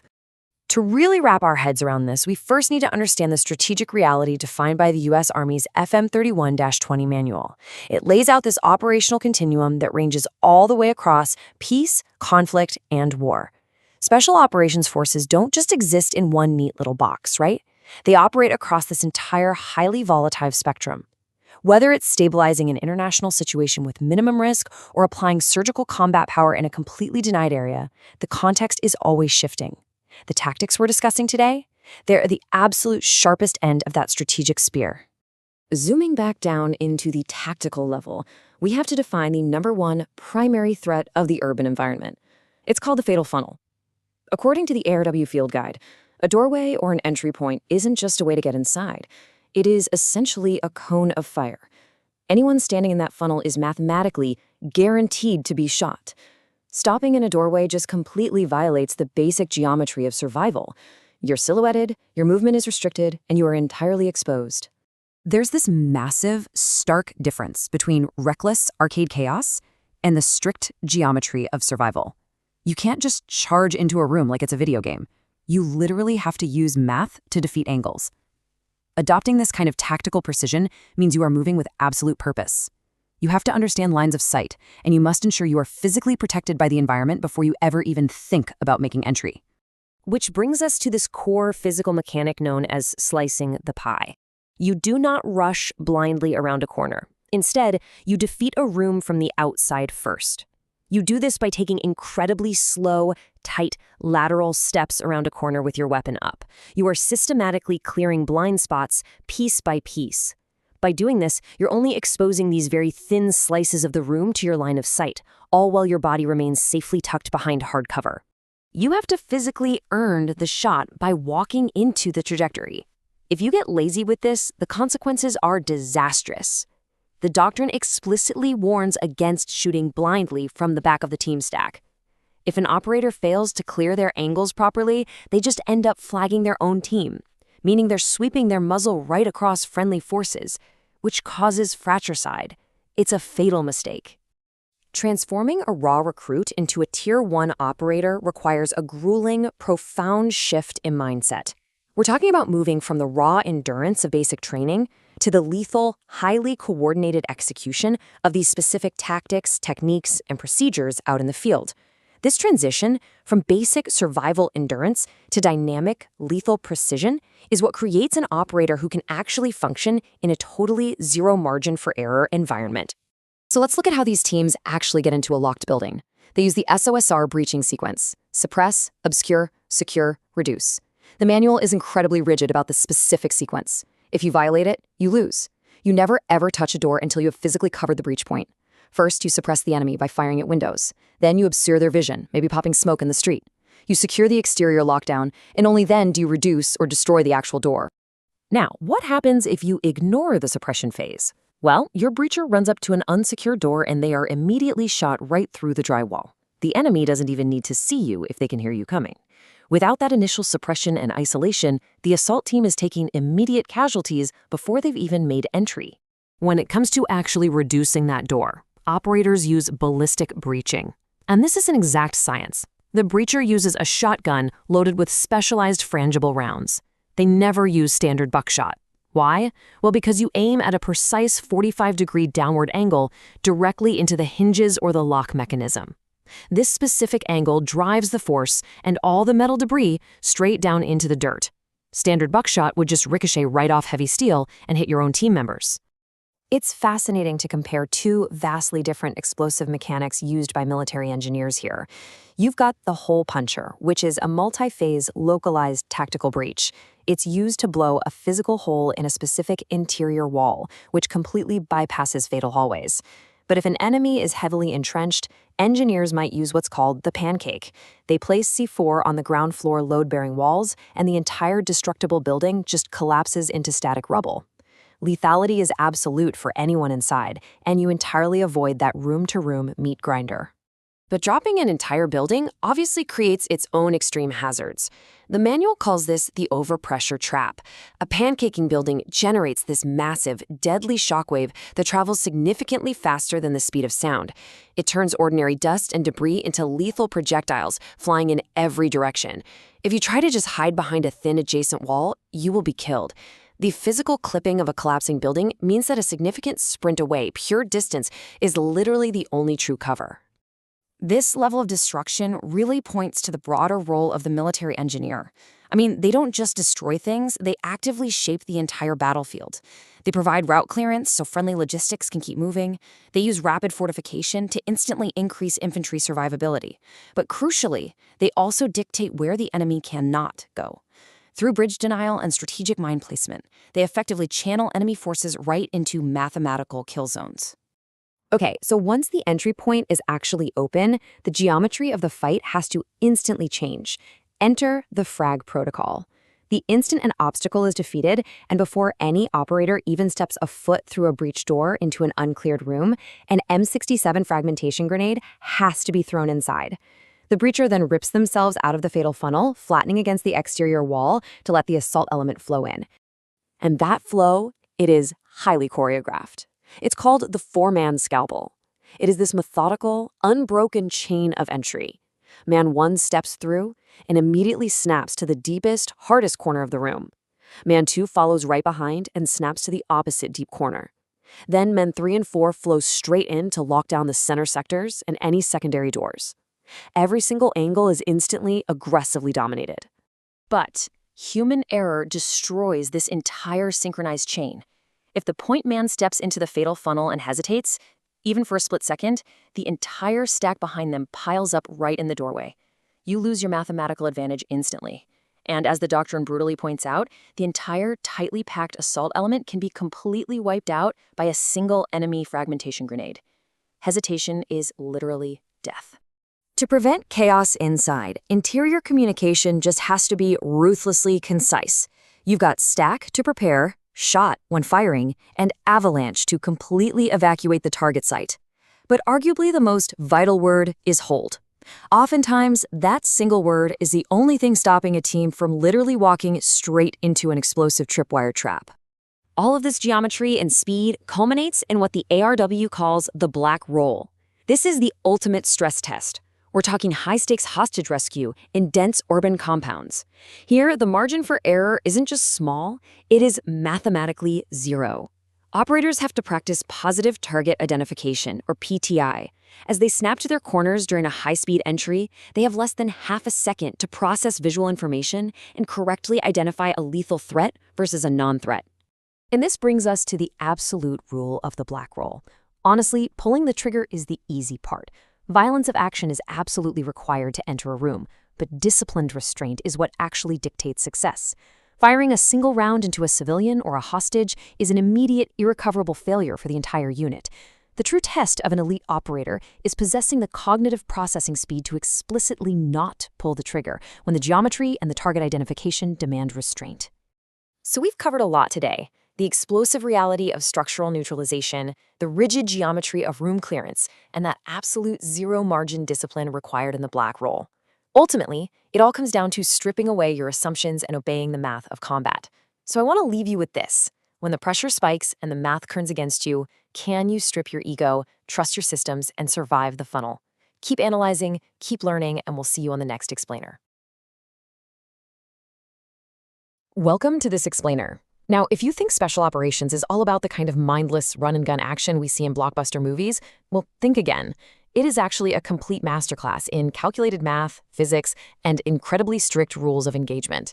Today, we're going to take a magnifying glass to the tactical doctrine that actually keeps these operators alive. We'll be breaking down exactly how forces operate, going all the way from top-level global strategic policy right down to the microscopic fraction of a second inside a hostile room. It's going to be a wild ride, so let's get into it. Here is our roadmap for today's Explainer. We'll kick things off with the operational continuum, move into special operations imperatives, and then discuss shaping the battlefield. From there, we'll hit the science of demolition, mastering CQB geometry, and finally wrap up with a look at the highly intense black roll. Okay, let's jump right into Section 1, the operational continuum, navigating peace, conflict, and war. Look, in the modern world, conflicts short of all-out conventional war have become entirely pervasive. They're everywhere. So based on Special Forces doctrine, the operational continuum is broken down into three main conditions. First up is peace, which they actually define as non-military competition between states. Then we move into conflict, right? This is a politico-military struggle. It's usually dragged out, generally confined to a specific geographic region, and it uses military power in a much more strategically indirect way. And finally, we hit outright war, which involves conventional, unconventional, or even nuclear-armed action. Special operations forces have to navigate this entire massive spectrum, constantly adapting their tactics to fit some incredibly delicate political and military conditions. Moving right along to Section 2, Special Operations Imperatives, or the rules of unconventional warfare. To survive in these super complex zones, these forces have to follow incredibly strict rules. Conventional and special operations contrast heavily here. I mean, in a conventional war, you'd usually seek to dominate an enemy with overwhelming size and firepower. But for special ops, mass doesn't mean just rolling in with overwhelming numbers. It means applying indirect capabilities. Operators have to acutely recognize the political implications of literally everything they do. For instance, ensuring legitimacy is arguably the most crucial factor in keeping both internal and international support. Without that legitimacy, operations just will not get the backing of the local population. And without the locals, you lose. So, the real takeaway here is that these operators act as a strategic economy of force. I found this fascinating because it's such a massive concept to wrap your head around. It basically means that special operations forces provide immense leverage. They multiply effectiveness. By operating indirectly, like, say, training indigenous forces, they act as massive force multipliers. This diverts hostile forces and stabilizing whole regions without needing the heavy, highly visible, and very expensive footprint of conventional warfare. The field manual doctrine actually lays all these imperatives out crystal clear. It serves as this stark reminder that commanders can't simply brute force their way to dominating physical space. They absolutely must understand the operational environment completely. We're talking political, economic, sociological, and psychological factors. All of it needs to be mapped out before they ever act to influence a situation. They're basically playing 4D chess, constantly anticipating how their actions will be perceived and balancing total operational security with the need to synchronize with other government agencies. All right, Section 3, Shaping the Battlefield, Engineering and Defensive Strongpoints. Let's zoom in a bit to the operational level. Out here, military engineers literally shape the physical battlefield. In tactical doctrine, the physical environment isn't just a backdrop, it's a tool you actively manipulate. Engineers construct these incredible defensive strongpoints to maximize their fields of fire. The core concept here is called funneling. By deploying razor wire and obstacles, they block off open areas, effectively channeling the enemy into extremely specific kill zones, like forcing them onto one specific road or across a single bridge. This rapid fortification directly dictates whether the infantry element holding that sector is going to survive the night. But wait, what happens when operators are on the offensive, especially in a dense urban environment? Well, if you stand in a doorway or a hallway, you've already lost the math. Hallways are known as fatal funnels because enemies will have machine guns pre-sighted right down the middle of them. That is exactly why engineers rely on a crazy tactic called mouse-holing. Rather than rotating squads through a fatal funnel and just hoping for the best, breaching specialists use mechanical or explosive tools to punch physical holes right through interior walls. They literally create their own protected movement corridors inside the building, completely bypassing the absolute meat grinder of traditional room-to-room fighting. Which leads us perfectly into Section 4, the science of demolition, neutralizing the structure. When a locked door is a straight-up death trap, you do not waste friendly lives trying to pry it open. You neutralize the structure itself. There are two main mechanics for this. First, we have what's called the hole puncher. This applies multi-phase destruction to specific walls or doors to create tactical firing ports or maybe a small entry point. But doctrine calls this a lethality trap. Why? Because if an enemy is standing right behind that wall, they actually might survive the blast. On the flip side, we have the pancake. If an enemy is heavily entrenched on, say, a second floor, operators are absolutely not going to charge up those stairs. Instead, they place explosive charges on the ground floor load-bearing walls and trigger the blast from a very safe distance. The cumulative explosive damage brings the entire building down. It generates massive overpressure and is completely instantly lethal to everyone inside. Let's dive into Section 5, Mastering CQB Geometry, the Math of Survival. Okay, but what if the structure cannot be destroyed? What if there are hostages or sensitive intelligence materials inside? Suddenly, this turns into an insanely high-stakes math problem. Operators never, ever charge blindly into a room. Instead, they defeat the room from the outside first, using a pre-entry geometry technique called slicing the pie. By taking these super slow, tight lateral steps around a corner with their weapons raised, they gradually expose thin slices of the room to their line of sight. Keeping their muzzle locked right on the edge of the doorframe, they use literal physics to clear blind spots piece by piece, all while staying safe behind hardcover. And when it is finally time to breach, they execute the SOSR sequence: suppress, obscure, secure, and reduce. Unlike in the movies where the hero just kicks a door on a whim, real operators don't even touch the door until the exterior is 100% locked down. They suppress the windows, they obscure the street with smoke, secure the perimeter, and only then do they reduce the door. Fun fact, when they use a shotgun for ballistic breaching, doctrine dictates aiming at a strict 45-degree downward angle, right into the hinges. Standard buckshot is strictly forbidden because it will ricochet straight off the heavy steel and hit the assault team.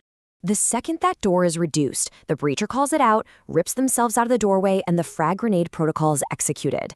Then the four-man scalpel entry begins. This is a strictly choreographed dance. Man 1 steps through and instantly snaps to the deepest, hardest corner. Man 2 flows opposite to the other deep corner. Men 3 and 4 flow straight into the center to lock down those middle sectors. The entire team must flow through the door in one continuous, unbroken chain. If the point man hesitates in that doorway even for a millisecond, the whole team piles up, they lose their mathematical advantage, and they are exposed to catastrophic failure. These core principles of close quarters battle are the absolute standard across elite units around the globe. The emphasis is entirely on angles, surprise, speed, and just absolute violence of action. Methodical progression and crystal clear interior communication, like shouting "hold" to freeze the team for a tripwire, or "avalanche" to evacuate the building immediately, are total necessities if you want to survive inside the fatal funnel. Finally, we arrive at Section 6, the black roll, where the margin for error is mathematically zero. This brings us to the ultimate climax of tactical operations. We are talking about hostage rescue and specialized missions where the margin for error isn't just small, it is mathematically zero. As these operators snap to their corners during a dynamic entry, they face the ultimate physiological stress test. They have less than half a second to establish positive target identification, or PTI. They have to visually process a totally chaotic room, differentiate between heavily armed opposition forces and terrified, unarmed civilians, and execute rapid, instinctive target engagement. This relies on reflexive shooting and a level of mental discipline that is honestly hard to even comprehend. It really all boils down to this incredibly chilling standard from the doctrine. Firing a single round into a civilian or a hostage is an immediate, irrecoverable unit failure. Pulling the trigger, that's the easy part. Not pulling the trigger, now that is the true test of an operator. So we've traced the doctrine today from top-level global political strategy right down to the precise geometric angles of a single doorway. Knowing the immense physiological stress of having to distinguish friend from foe under heavy fire, I'll leave you with this. Could you process a lethal threat in less than half a second, or would you fail the black roll? Thank you so much for joining me for this explainer. Until next time, keep learning and keep looking for the underlying structure in everything around you. All right, let's jump right into this explainer. Today, we're going to traverse the really vast, incredibly complex scales of warfare. We're talking about moving all the way from the high-level macro environment of U.S. national security strategy and military doctrine straight down into the micro-level, literally life-or-death geometry of a tactical room breach. It is a wild journey from the purely theoretical to the absolutely visceral. But before we get bogged down in all that heavy academic doctrine, let's ground ourselves for a second in the human element. These Army Ranger Wing candidates marching in full gear, they represent the physical reality behind all the manuals we're about to explore. At the end of the day, these are the operators who actually have to execute the brutal, unforgiving math of close quarters combat. I mean, doctrine basically means nothing without the human stamina and discipline to actually carry it out, right? So here is our roadmap for today. First, we'll look at the strategic environment, then special operations imperatives, followed by engineering the battlefield, defeating the fatal funnel, and we'll wrap up with the four-man scalpel. Let's start with Section 1, the strategic environment. We're mapping the operational continuum. So why do we even need these highly specialized special operations forces in the first place? Well, to understand the soldier standing at the door, you really have to understand the global stage that put them there. The FM 3120 doctrine maps out the operational continuum to answer exactly that, and it breaks it down into three basic conditions: peace, conflict, and war. It essentially proves that our military isn't just sitting around waiting for World War III. They have to be equally ready for non-military competition, protracted regional conflicts, which, often involve terrorism or insurgency, and of course, outright conventional war. This continuum is the fluid, ever-changing environment that modern operators exist in. Look at the stark contrast here between conventional war and special operations. It's night and day. Conventional war relies heavily on generating maximum combat power. We're talking overwhelming mass at a decisive time and place. Special operations, though, totally different ballgame. They are clandestine, low visibility, and carry just immense risk. We're looking at surgical strikes and indirect actions in environments where the non-military aspects, like local politics and civilian presence, actually dominate the battlefield. Moving right along to Section 2, Special Operations Imperatives, where we balance risk versus stabilization. Commanders are facing this constant balancing act every single day. On one hand, applying combat power directly, literally kicking in doors, carries the absolute maximum risk to the operators themselves and to regional political stability. But on the other hand, indirect application, like advising, assisting, and training indigenous forces, well, that provides immense leverage. It acts as a fulcrum that can stabilize highly volatile situations with minimal risk to U.S. or allied interests. So it's just this constant, rigorous calculation of risk versus reward. Now, to actually achieve that stabilization, operators have to follow some incredibly strict imperatives. For instance, they must engage the threat discriminately because they are constantly aware that their actions carry massive political and psychological weight. You can't just go in and dominate the environment. You have to actively influence it. A single mistake on a tactical level can literally cause massive strategic fallout. That's exactly why operators must anticipate the psychological effects of every single mission, and they always have to maintain multiple options. All right, Section 3. Engineering the battlefield. Let's see how they shape the physical environment. This is where it gets super interesting. Engineers literally dictate the geometry of the fight using two main concepts, funneling and mouse holing. So funneling involves building barricades and razor wire to force enemies down a very specific path into a concentrated kill zone. But on the flip side, when operators are on the offensive, or maybe they're besieged in a tight urban environment, engineers use mouse holing. This means they are blowing physical holes right through interior walls to create entirely new protected movement corridors. It allows teams to completely bypass those dangerous pre-sighted hallways. It's a real game changer. I absolutely love this quote from the ARW manual. It just brutally contrasts the pristine, academic doctrine we just talked about with the raw, high-explosive reality of urban combat.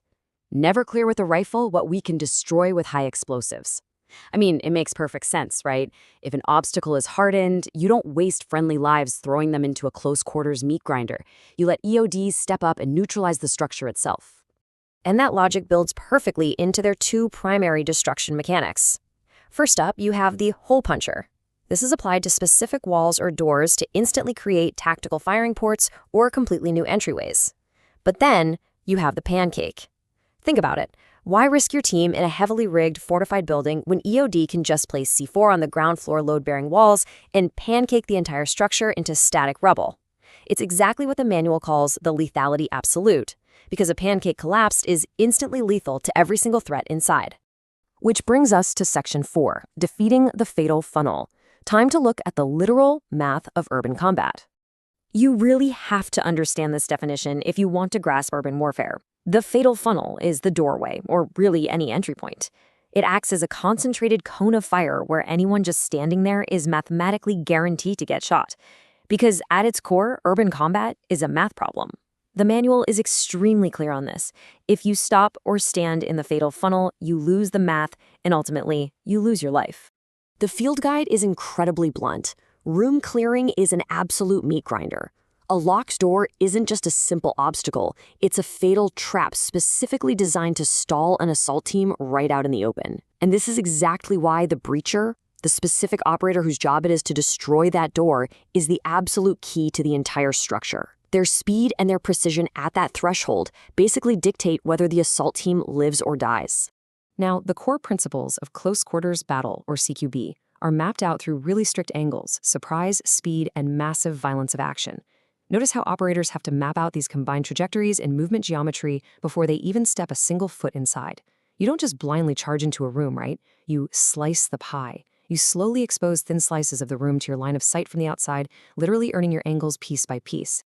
And honestly, to even get to that door in the first place, operators have to execute the SOSR sequence: suppress, obscure, secure, and reduce.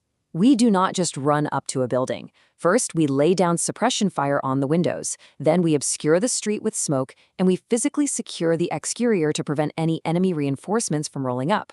Only then do we reduce or destroy the door. Because if a breacher runs up to an unsecured door, they risk being shot right through the drywall by enemies just waiting on the other side. When we're talking about ballistic breaching, which is using a shotgun to destroy the lock or the hinges, operators have to follow a very strict 45-degree rule. They use specialized frangible rounds, and they aim them at a 45-degree downward angle. Why? Because you want all that kinetic force and all the heavy metal debris from the door driven straight down into the dirt. Standard buckshot is completely forbidden here because it will absolutely ricochet off those heavy steel locks and hit the team members stacked up right behind the breacher. Finally, we arrive at Section 5, the four-man scalpel, which is all about precision room entry. Okay, so the obstacle is defeated, the breacher peels away, and inside the room, we finally see the precise geometry of survival in action. The four-man element flows through that door like an unbroken chain. Man 1 steps in and instantly snaps to the deepest, hardest corner. Man 2 snaps to the opposite deep corner. Then men 3 and 4 flow straight down the center to completely lock down the middle sectors. There can be zero hesitation, because stopping in the door means the whole stack piles up and dies. And note that final point on here. Before any of this continuous flow even happens, an M67 frag grenade must be thrown in to clear out that funnel. To really bring this brutal math to life, think about the operators physically walking into these trajectories, totally owning their distinct angles of fire, and constantly keeping their muzzles clear of their teammates. But what you also have to consider is the sheer physical toll this takes. I mean, they are carrying heavy breaching equipment, body armor, and weapons. They literally have to pace their movement to ensure they arrive at that door with at least 50% of their stamina and reserve, just so they can survive the massive adrenaline dump of the actual entry. So, I want to leave you with this final thought regarding what the manual calls the Black Roll Protocol, which is high-stakes hostage rescue. As these operators snap to their corners during entry, they have less than half a second to process visual information. Less than half a second. They must instantly differentiate between a lethal threat and a non-threat, because firing a single round into a civilian is an immediate, irrecoverable failure. So when the margin for error is mathematically zero, is supreme violence of action really about pulling the trigger? Or is the ultimate mark of an elite operator that half-second discipline to hold your fire? Definitely something to think about. Thanks for joining me on this explainer. You know, if you watch enough Hollywood action movies, you might start thinking special operations combat is just this chaotic, slow-motion blur of rogue heroes spraying bullets everywhere. But actually, scrap that completely. The reality is incredibly cold and it is highly mathematical. Just look at the ARW Master Field Manual. It states their core principle plainly: integration, precision, responsiveness, fight to fire, fire to fight. It's not about being the loudest guy in the room. It's a strict discipline of absolute geometry and physics. Welcome to this explainer. Today, we're going to trace the total anatomy of a special operations mission. We are zooming all the way out to look at global geopolitical strategy and doctrine, and then we're going to push all the way down into the brutal, split-second physics of literally kicking down a door in a hostile urban environment. Here's our roadmap for the breakdown. We'll start with the operational continuum and special operations imperatives.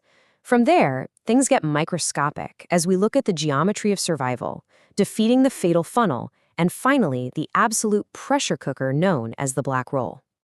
Right, so let's jump straight into part 1, the operational continuum. Okay, so before an operator even thinks about touching a rifle, they have to navigate this incredibly complex strategic web. Special forces operate along what's called an operational continuum, and that spans all the way from total peace on one end to all-out war on the other. But what's really fascinating here is that they spend most of their time operating in conflicts short of conventional armed hostility. We're talking about that messy gray area. Their job is preventing subversion, countering insurgencies, handling terrorism, all while tiptoeing through politically sensitive minefields where a massive conventional army just literally wouldn't work. Moving right along to Section 2, Special Operations Imperatives. Because that geopolitical landscape is so complicated, operators can't just drop in with overwhelming combat power. They are bound by incredibly strict imperatives. They have to act like a scalpel, not a sledgehammer. They carefully select exactly when and how to use force, often acting as indirect force multipliers, like advising indigenous forces, to ensure total legitimacy. And that is absolutely crucial, because without legitimacy, the doctrine outright says the mission is doomed locally and internationally. They have to engage discriminately, knowing their resources are finite, and the political fallout of a mistake would be massive. Which brings us to Section 3, the geometry of survival. So now that we've wrapped our heads around the macro-level restraint these teams need, let's look at how that translates to the raw, uncompromising physics of close quarters battle, or CQB. The ARW CQB Master Field Manual boils the whole thing down to one deeply chilling sentence: urban combat is a math problem. To survive in these tight, confined spaces, operators have to completely check their egos at the door. Every single step they take, every shift in their line of sight, is a strict life-or-death calculation of angles, surprise, speed, and violence of action. Simply put, if you get the math wrong, you don't make it out. And that brings us to the deadliest piece of geometry you will find on a modern battlefield. It's known as the fatal funnel. A fatal funnel is essentially any doorway or entry point that creates a cone of fire for the enemy inside. The manual doesn't mince words here. If you are standing in this space, you are guaranteed to be shot. It is quite literally a trap.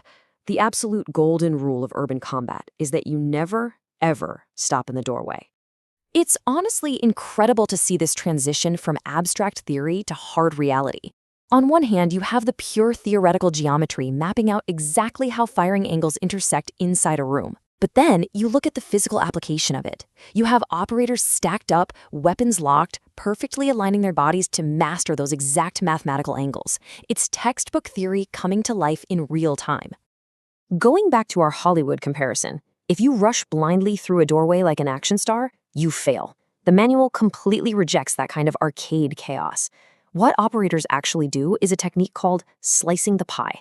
They take these agonizingly slow, tight lateral steps from behind hard cover, and they gradually expose thin slices of the room to their line of sight. They are literally defeating the room from the outside before they ever cross the threshold, clearing out blind spots piece by piece. Now for Section 4, defeating the fatal funnel. So at a certain point, you do have to go in. But how on earth do operators breach a locked building without feeding themselves straight into a meat grinder? Well, breachers follow a very meticulous sequence known as SOSR. First, they suppress the target by firing at the windows. Second, they obscure the street with smoke. Third, they secure the exterior. And then only after all of that is done, they reduce, which means destroy, the door. If a breacher just runs up to a locked door without that suppression and smoke, there is a very real chance they just get shot straight through the drywall. Now, let's say that breacher is using a shotgun to blow out the door's hinges. They are legally bound by the 45-degree rule. They have to fire specialized frangible rounds at a very strict 45-degree downward angle. Why? Because that angle drives all the physical force and metal debris straight down into the dirt. Standard buckshot is completely off limits here because it would just ricochet off heavy steel hinges and cause friendly casualties right there in the stack.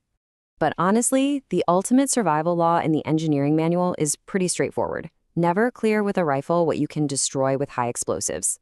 If a doorway is just too much of a suicide mission, operators will bypass the fatal funnel entirely. They'll use explosive breaching to blow physical holes straight through the interior walls, a tactic they call mouse holing. Or, if the enemy is super dug in, they might just plant C4 on the load-bearing walls and completely pancake the entire structure. That way, it collapses on itself and they don't even have to bother fighting room to room. Let's assume they do have to go through the door, though.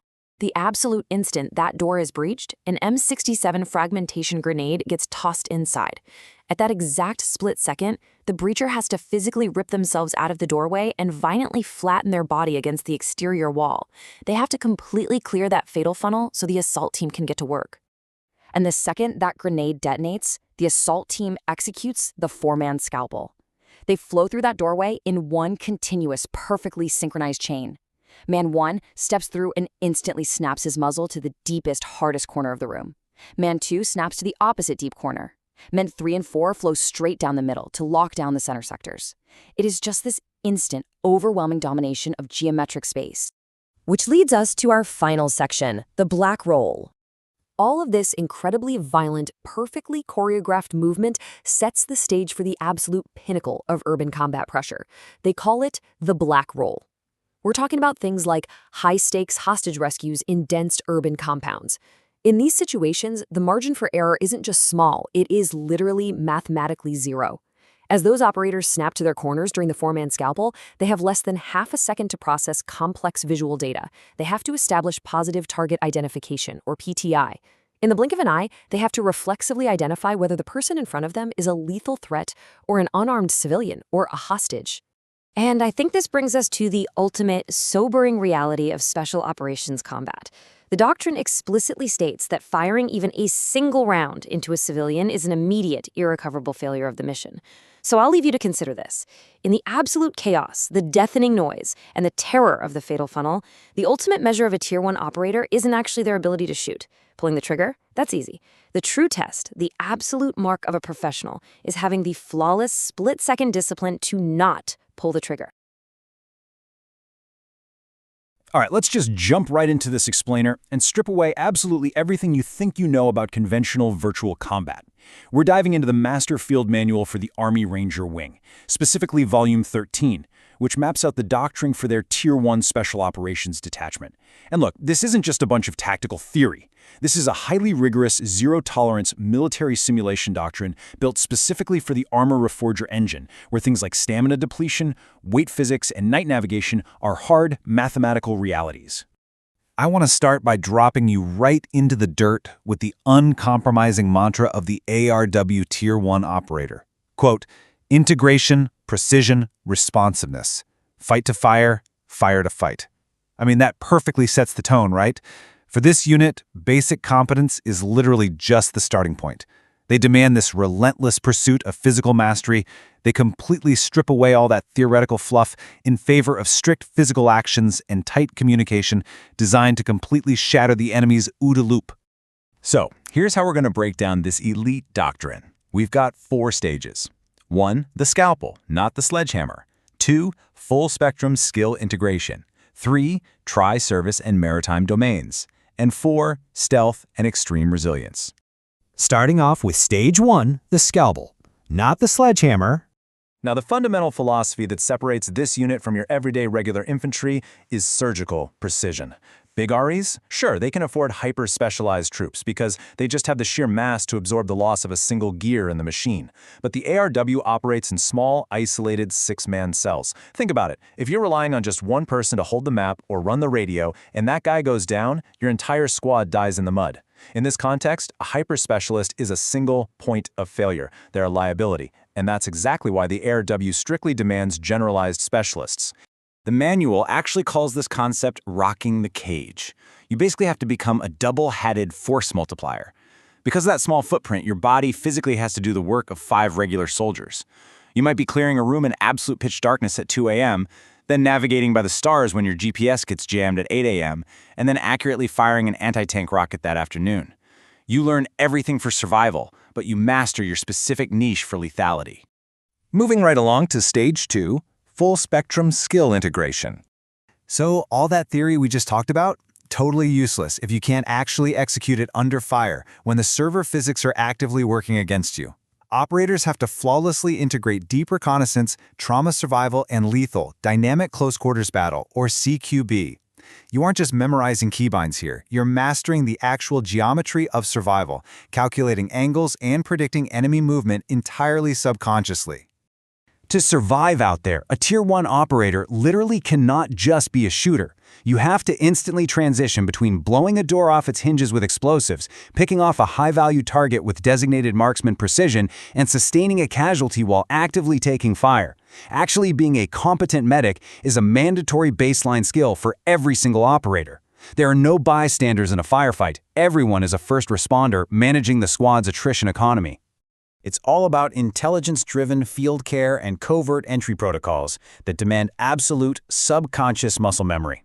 The ARW relies heavily on the strict geometric execution of what they call the 4-man scalpel for structural entries. And it's important to note that speed is merely a byproduct of this perfect execution. It is never, ever a substitute for it. Urban combat is at its core a ruthless math problem, which brings us to a pretty grim cautionary tale from the manual regarding the fatal funnel.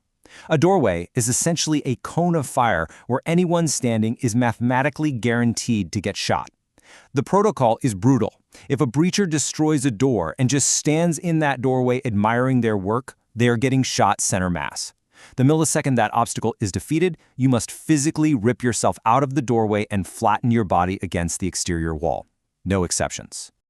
All right, escalating things now with Stage 3, Tri-Service and Maritime Domains. A true Tier 1 operator is essentially blending the skills of a soldier, a sailor, and an airman into one single weapon. These guys are operating everywhere, from high-altitude parachute drops in pitch-black night skies all the way to the metallic, totally claustrophobic confines of hostile ships. For them, the sea is treated as both a sanctuary and a highway.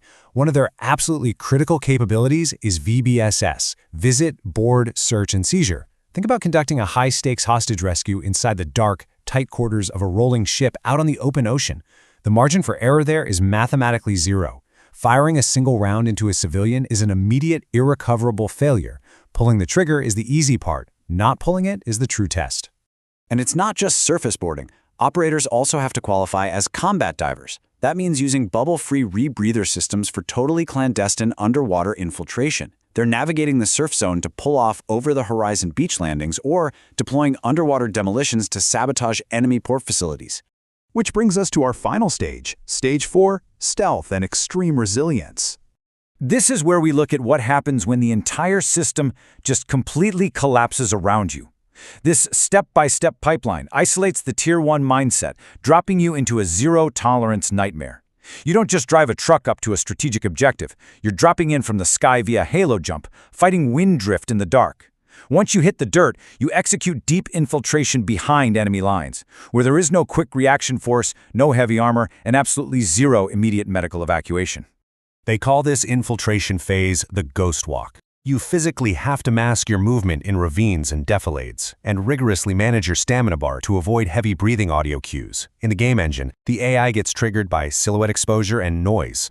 Out here, firing even a single suppressed bullet is a massive failure, because if a guard is killed and a patrol finds that body, the entire enemy battalion is coming down on your grid. And let me tell you, the simulation instructors are absolutely merciless. The whole point of this final stage isn't just to blow up a target. It's to test how you handle catastrophic failure. The exact millisecond your explosive charges detonate, the instructor manually spawns a massive, overwhelming enemy quick reaction force right on top of your planned exfiltration route. So suddenly, you're compromised. You're outgunned 10-1 and completely cut off. The team has to instantly pivot into SARE protocols: survival, evasion, resistance, and escape. This is the ultimate test of extreme resilience. It forces operators to maintain mechanical discipline and critical thinking when they are freezing cold, soaking wet, hungry, physically exhausted, and actively being hunted. To survive all this, you gotta completely ditch what the manual calls UI crutches. If you're out there relying on an in-game digital map marker or some internal GPS instead of natural terrain association and looking at the physical horizon, you are going to suffer spatial disorientation. And the fix for this is brutal. Instructors will literally take away your weapons, hand you a 60-pound pack, and force you to navigate 10 kilometers through pitch-black woods while they hunt you in vehicles until natural terrain association becomes your one and only instinct. Every single operation ends with a brutal after-action review. You have to ruthlessly analyze your failures using the 5 whys root cause analysis. And that means completely stripping away your ego. You're looking at the raw server logs to identify exactly why the team failed, and then forging flawless physical habits so it never, ever happens again. There are no server desync excuses allowed on their grid. So I'm going to leave you with this challenge to ponder, directly from this incredible doctrine. When the simulation strips away all of your technical safety nets, when you are exhausted, outgunned, and totally alone in the pitch-black woods, will you break or will you execute? All right, let's dive right into this explainer. Look, today we're stripping away all that casual gaming fluff. We are getting straight into the cold, hard logic of survival as dictated by the ARW Master Field Manual, Volume 14.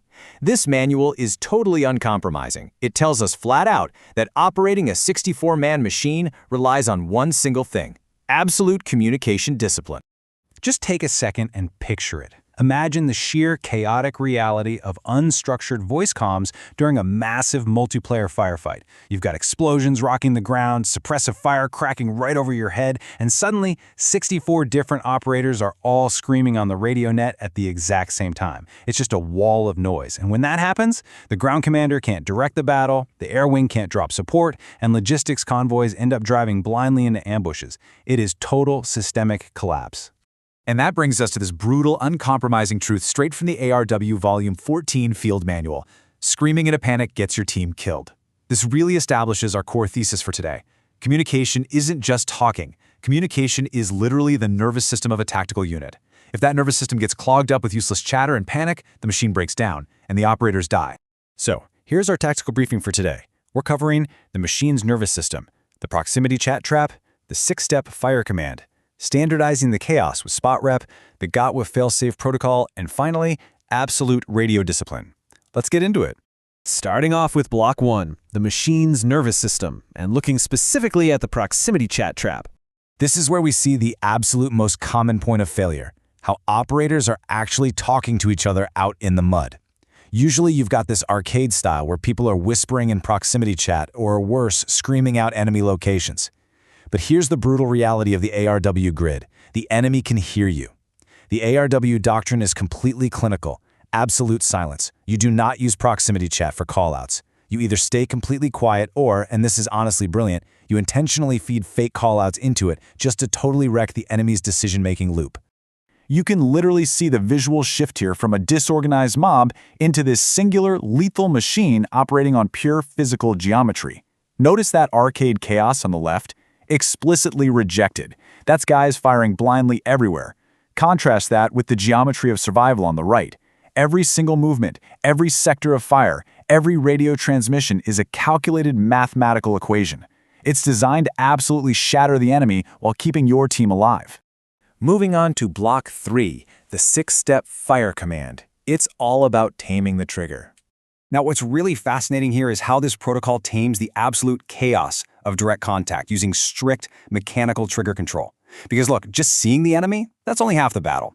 How you engage them dictates whether you survive the next 10 seconds. This 6-step fire command has to be pure muscle memory. Let's walk through it. 1. Alert. You literally just say, squad, to snap their attention. 2. Direction. Give a hard compass azimuth. 3. Description, like infantry in the open. 4 is range, say 200 meters. 5. Assignment. You dictate exactly who shoots, like your machine gunner. And 6. Control, the actual command to fire. Absolutely zero guesswork here. And here is the terrifying contrast. The ARW calls flawless execution of this drill the praxis. It's controlled violence of action with absolute positive target ID. But the fail state? That's your worst-case scenario. Operators just firing wildly without a target ID, instantly burning through their ammo, completely failing to suppress the actual threat, and giving away their position to enemy counterfire. Just a total operational meltdown. Next up, Block 4, Spot Rep, standardizing the chaos with universal battlefield reporting. So think about it. How do you push information up the chain of command without completely clogging the radio net with useless chatter? If you need the cavalry, how do you call them without getting everyone killed in the process? You do it by punching rapidly through the Spot Rep acronym. Spot report.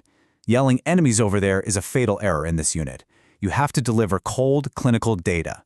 Size, exactly how many are there? Position, what's the hard grid coordinate or bearing? Observation, what are they physically doing right now? Time, when did you see this? And report, who are you and what are you doing about it?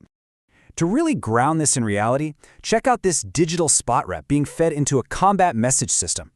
When you strip away all the panic and just feed the hard numbers, like those exact coordinates and unit types, an artillery forward observer can instantly run the math and process an immediate suppression request. Literally, your calm voice translates directly into high explosive steel raining down on the target. Here's what a perfect spot rep actually sounds like. Imagine bullets are just flying everywhere, but your transmission has to be this urgent, ice-cold statement. Enemy infantry, 3 men, bearing 270, 300 meters behind the red barn, moving north, engaging. Boom. That is the exact transmission of data required. You get on the net, state the facts, and you get off the net. Which brings us to Block 5, the GOT-WA failsafe protocol. This is how you prevent unit paralysis. Look, the ARW knows that leaders die in combat. It's just a mathematical certainty. So what happens when a leader has to physically separate from the main body? They trigger the GOT-WA protocol. This isn't a suggestion, it is a mechanical requirement to keep the chain of succession intact. Before a platoon leader goes on a recon, they have to tell the platoon sergeant. Going where, others taken, time away, what to do if I don't return, and actions on contact. It ensures that even if leadership is suddenly decapitated, the machine just keeps moving. I really want to highlight this fatal consequence straight from the manual. Think about this. Our PL leaves without a GOTWA. They get pinned down during the recon. Our platoon sergeant doesn't know whether to advance, retreat, or hold, resulting in total paralysis. For the ARW, a breakdown in succession isn't just an inconvenience. It's treated as a guaranteed death sentence for the entire unit. A paralyzed unit is a dead unit. Plain and simple. Finally, Block 6, Absolute Radio Discipline. We're talking electronic warfare and basic survival. Okay, so we've talked about how you speak on the radio, but now we need to talk about how the radio itself can literally become a homing beacon for your own destruction. To minimize airtime, the ARW employs brevity code alpha. It's this strict system of standardized, ultra-concise codes, mostly for air-ground coordination. You have to strip away all the politeness. No pleases, no thank yous, zero conversational fluff. Because every single second you are holding down that push-to-talk button, you are actively exposing your team to the enemy. And here are the literal mechanics of surviving against an enemy that's packing sophisticated electronic warfare gear. Comm security dictates that you actively power down your radios. You have to prevent signal triangulation. You're only transmitting on pre-designated emergency burst frequencies, and only during highly specific, incredibly narrow time windows. You're basically playing a super deadly game of hide-and-seek with radio waves. Just look at what happens when things go wrong. On the left, an operator's discipline slips, right? They leave an open mic broadcasting for just a few seconds. Now look at the immediate consequence on the right. The enemy triangulates that signal, they process the math, and they drop a high-explosive artillery shell directly onto the unit's hide site. Just like that, a lack of discipline wipes out the entire squad. So how exactly does the ARW fix a broken nervous system? Well, they don't just say, let's run the assault again. The doctrinal mandate requires them to completely isolate the comms network. They run these intense 10-minute tabletop exercises where instructors are literally screaming into the headsets of platoon leaders, forcing them to pass complex shift-fire missions over the radio. They drill this over and over until the operators are totally cold, mechanical, and immune to panic. Only then does the 64-man machine get to go back into the dirt.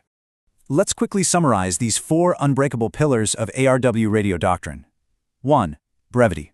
Absolutely strip away the filler. 2. Clarity. Speak slowly. A panicked, rushed transmission just has to be repeated anyway. 3. Discipline. Keep your finger off that transmit button unless it directly impacts survival. And 4. Confirmation. The receiver has to reply with a copy, or you have to assume the message failed. Flawless execution here is literally the only way a unit survives. So, I want to leave you with this final challenge, straight from the master doctrinal mandate. In a truly chaotic battlefield, can you actually strip away your ego, drop the bad gaming habits, and just become a silent, disciplined gear in the machine? Because in the ARW, there are no bystanders, no excuses, and absolutely zero room for panic. The next time you key your mic, just remember, you are the nervous system. Don't get your team killed. All right, let's jump right into this explainer. We're doing something a little bit different today. We are completely stripping away those Hollywood action hero tropes. Forget the lone wolf super soldier kicking down doors in slow motion. Instead, we're going to focus on the unglamorous, gritty, and honestly often terrifying reality of what actually keeps operators alive in combat. We're looking at Volume 12 of the Master Field Manuals, Ground Logistics. Because the hard truth, a rifle without bullets is just a very expensive, really awkward club. And that brings us directly to the core philosophy of this manual. Strip the shooter ego out of your head. It's a pretty blunt statement, right? But it's absolutely necessary.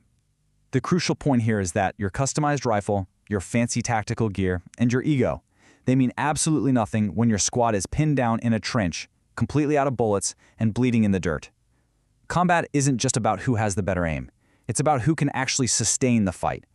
To really get this, we have to look at what the doctrine calls the attrition economy. So this is the hard, cold math of combat.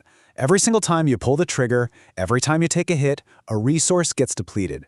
Bullets literally weigh something. Medical supplies run out. The attrition economy is the mathematical reality that your success relies strictly on managing these finite resources.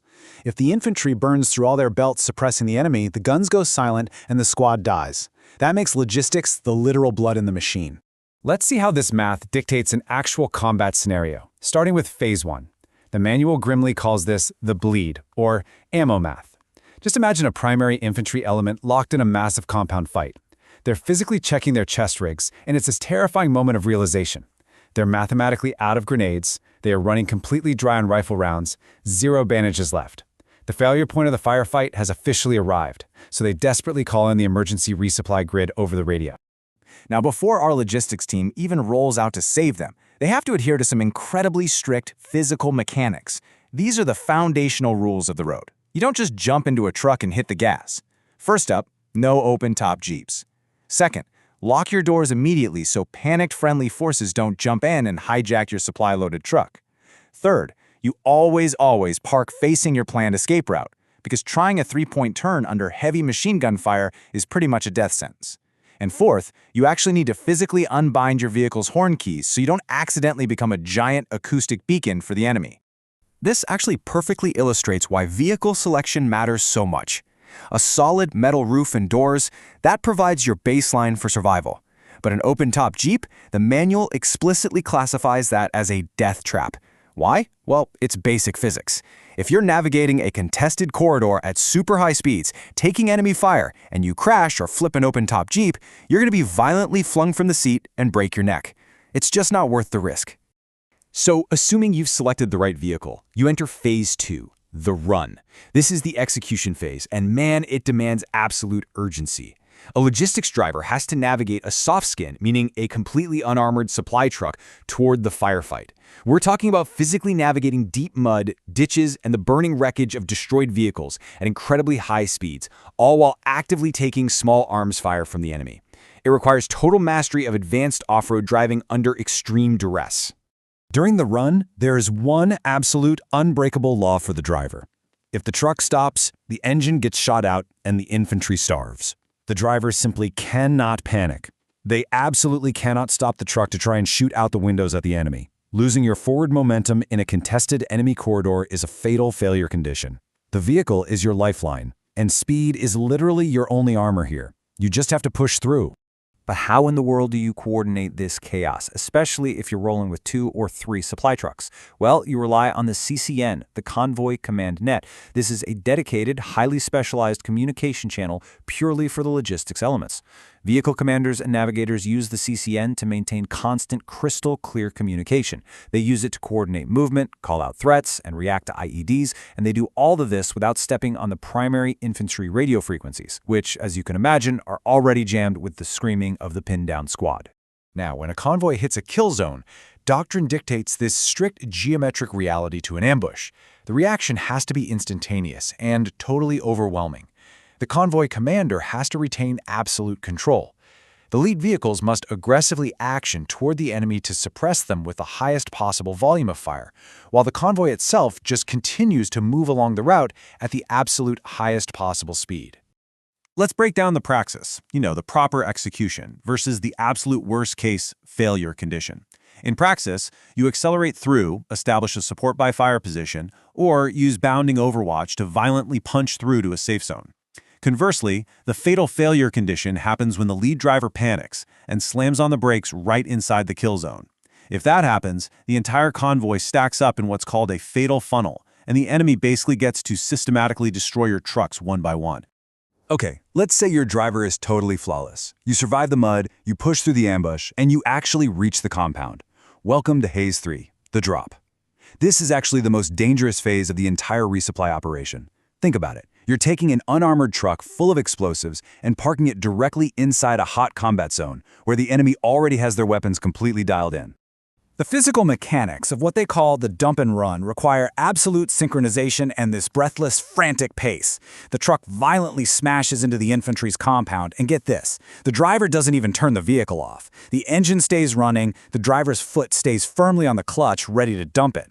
In the back, the logistics operators aren't politely handing over supplies. No, they physically hurl heavy medical bags and green ammo crates directly out the back of the truck and straight into the mud. And here is the most staggering part of this entire process. 10. That is the maximum number of seconds you have. This entire frantic, chaotic sequence, smashing into the compound, hurling out the life-saving crates, and violently throwing the truck into reverse to break contact, it must be flawlessly executed in under 10 seconds.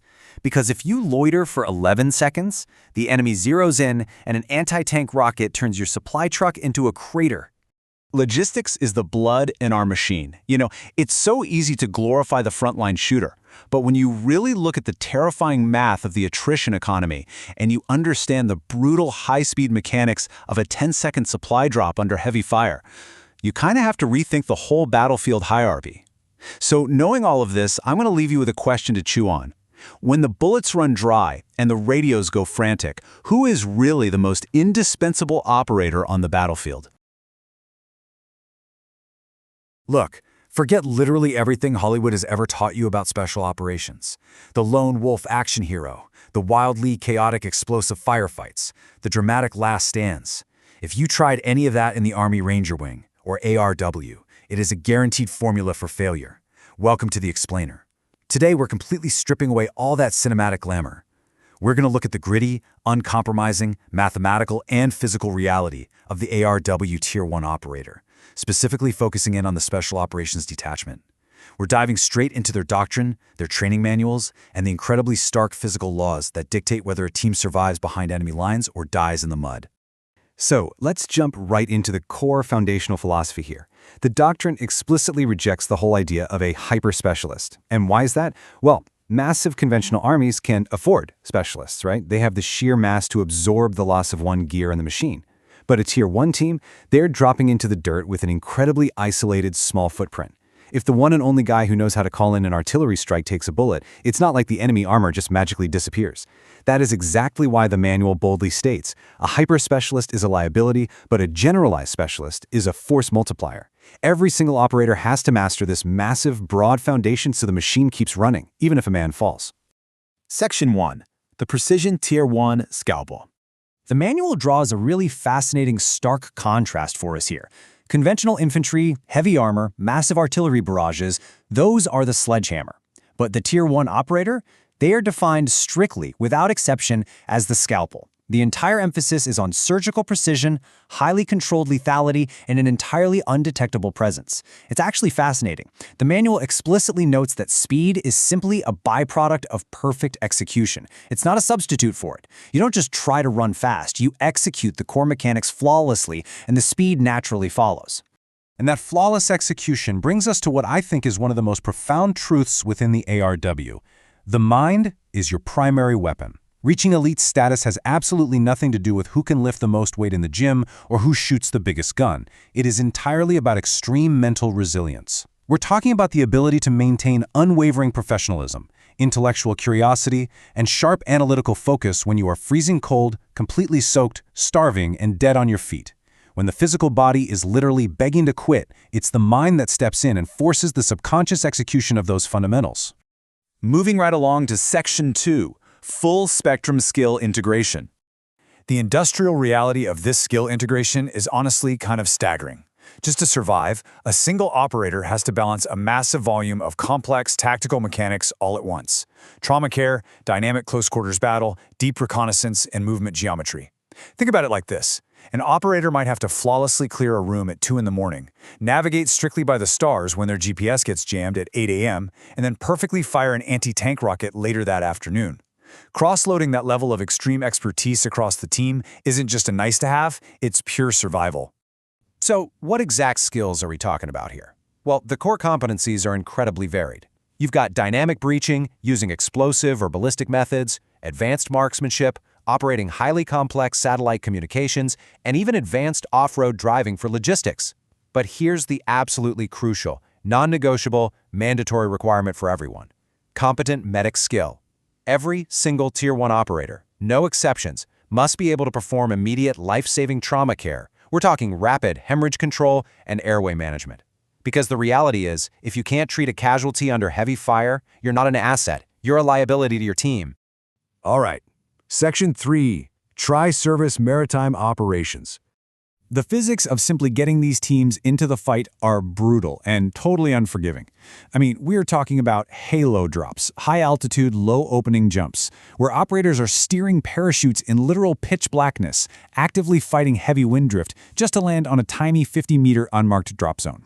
Then you have covert beach landings in small rubber craft, and of course, the underwater domain. Down there, operators use highly specialized bubble-free rebreathers for clandestine infiltration and underwater demolitions. The goal? Sabotage enemy shipping and heavily guarded port facilities without leaving a single trace on the surface. Now that level of intensity carries directly over into visit, board, search, and seizure, or VBSS operations. This is high-stakes maritime interdiction and counterterrorism, and it requires an unmatched, almost supernatural level of close-quarters battle proficiency. Imagine having to conduct a hostage rescue inside the tight, metallic, totally unforgiving confines of a ship rolling at sea, or halfway up a towering offshore oil rig. There is absolutely zero margin for error in those environments. Which naturally brings us to Section 4, Stealth and Tactical Geometry. In the ARW, urban combat isn't treated like a chaotic movie shootout. It is treated as a pure, cold math problem. For instance, a locked door? That's a fatal trap. The doorway itself is universally known as the fatal funnel. It's a cone of fire where anyone standing inside it is mathematically guaranteed to get shot. You never, ever rush blindly. Instead, they use a methodical technique called slicing the pie. You take slow, tight lateral steps to expose tiny, thin slices of the room while keeping your body behind hard cover. The math is simple. If you stand in the fatal funnel, you lose the math and you lose your life. And when it is finally time to make entry, they rely on the strict, geometric execution of what's called the four-man scalpel. It is one continuous, unbroken chain of movement. Right after slicing the pie, man 1 and 2 step through that threshold and instantly snap to the deepest, hardest corners of the room. Man 3 and 4 flow straight in behind them, instantly locking down the center sectors. The whole thing is about speed, overwhelming surprise, and absolute violence of action. If an operator second-guesses the math, hesitates in that doorway for even a fraction of a second, or fails to positively ID a target, the entire machine breaks. But you know, outside those buildings, the math is just as strict. Out there, they call it the ghost walk. In a zero-light operation, there is an absolute demand for noise discipline. You do not sprint, you walk heel-to-toe in total pitch blackness. You meticulously utilize terrain masking, sticking to draws, deep ravines, and defilades, to physically break the enemy's visual and auditory detection mechanics. Why go to all that trouble? Because on a deep strike behind enemy lines, a suppressed gunshot is still a gunshot. If you fire a single bullet, or even crunch too loudly on a discarded metal sheet, you alert the enemy, and an entire, heavily armed battalion is going to converge right on your grid. Let's hit our final major concept, Section 5, Extreme Resilience and SEER. The training manual traces this utterly terrifying escalation of events. Imagine this. You've just executed a flawless, unconventional warfare sabotage. The explosives are planted, the target is destroyed perfectly. But immediately, an overwhelming enemy quick reaction force, which outguns your tiny team 10-1, spawns directly on top of your exfiltration route. Your team is totally cut off. You have to instantly transition into strict SIR protocols, survival, evasion, resistance, escape. You execute a massive, violent break contact drill just to create enough distance to disappear into the terrain, kicking off a grueling 5 to 8 kilometer evasion. Now, we really need to anchor the extreme physical cost of this kind of evasion. Consider the absolute worst-case scenario outlined in their doctrine. A teammate takes a bullet to the leg. This immediately results in a massive 50% movement speed reduction for that guy. The math of survival changes in an instant. The team obviously cannot and will not abandon them, so they either have to physically carry their teammate or move at his crippled pace. And remember, they're doing this while being actively hunted by tracking dogs, motorized patrols, and searchlights. This nightmare scenario drops them into what the manual bluntly calls the attrition economy. At this point, evasion is absolutely not a sprint, it's a slow, agonizing marathon. The operators are mathematically exhausted. We're talking heavy weapon sway, completely blurred vision, and total stamina depletion.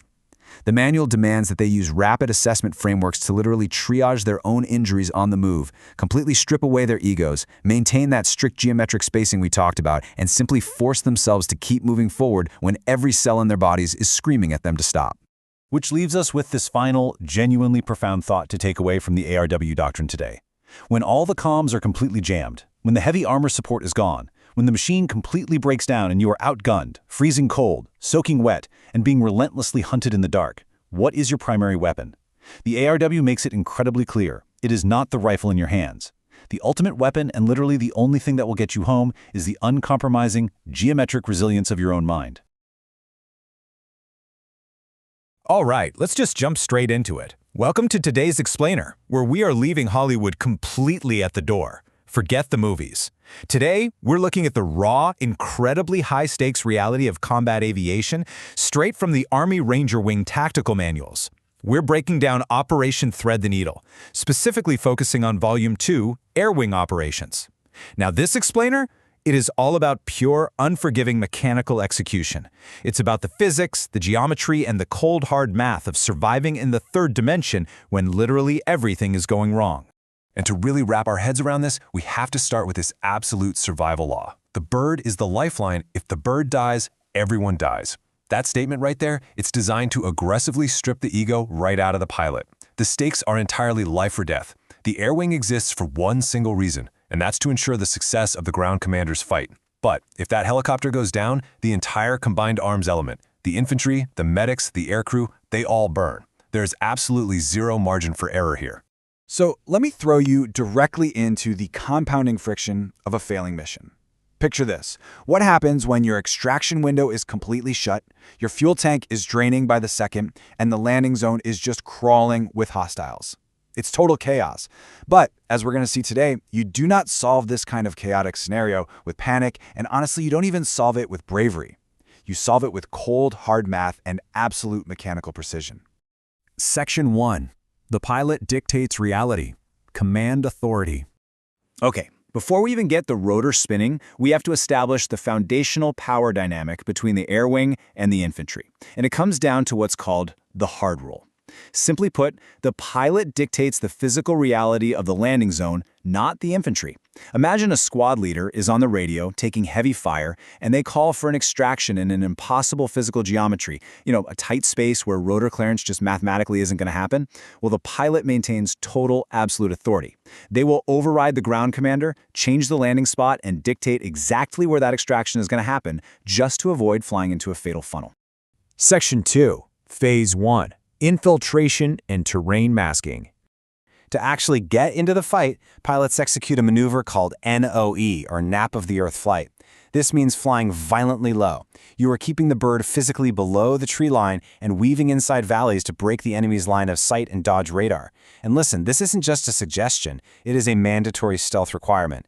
It's also by far the most dangerous way to fly an aircraft. Imagine driving your car down a highway at 100 miles an hour, but your windshield is totally covered in mud, and you're steering just by looking out the side windows at the trees blurring by. A tiny split-second mistake is completely fatal. And that brilliantly illustrates why this discipline is so crucial. Terrain masking is your survival geometry.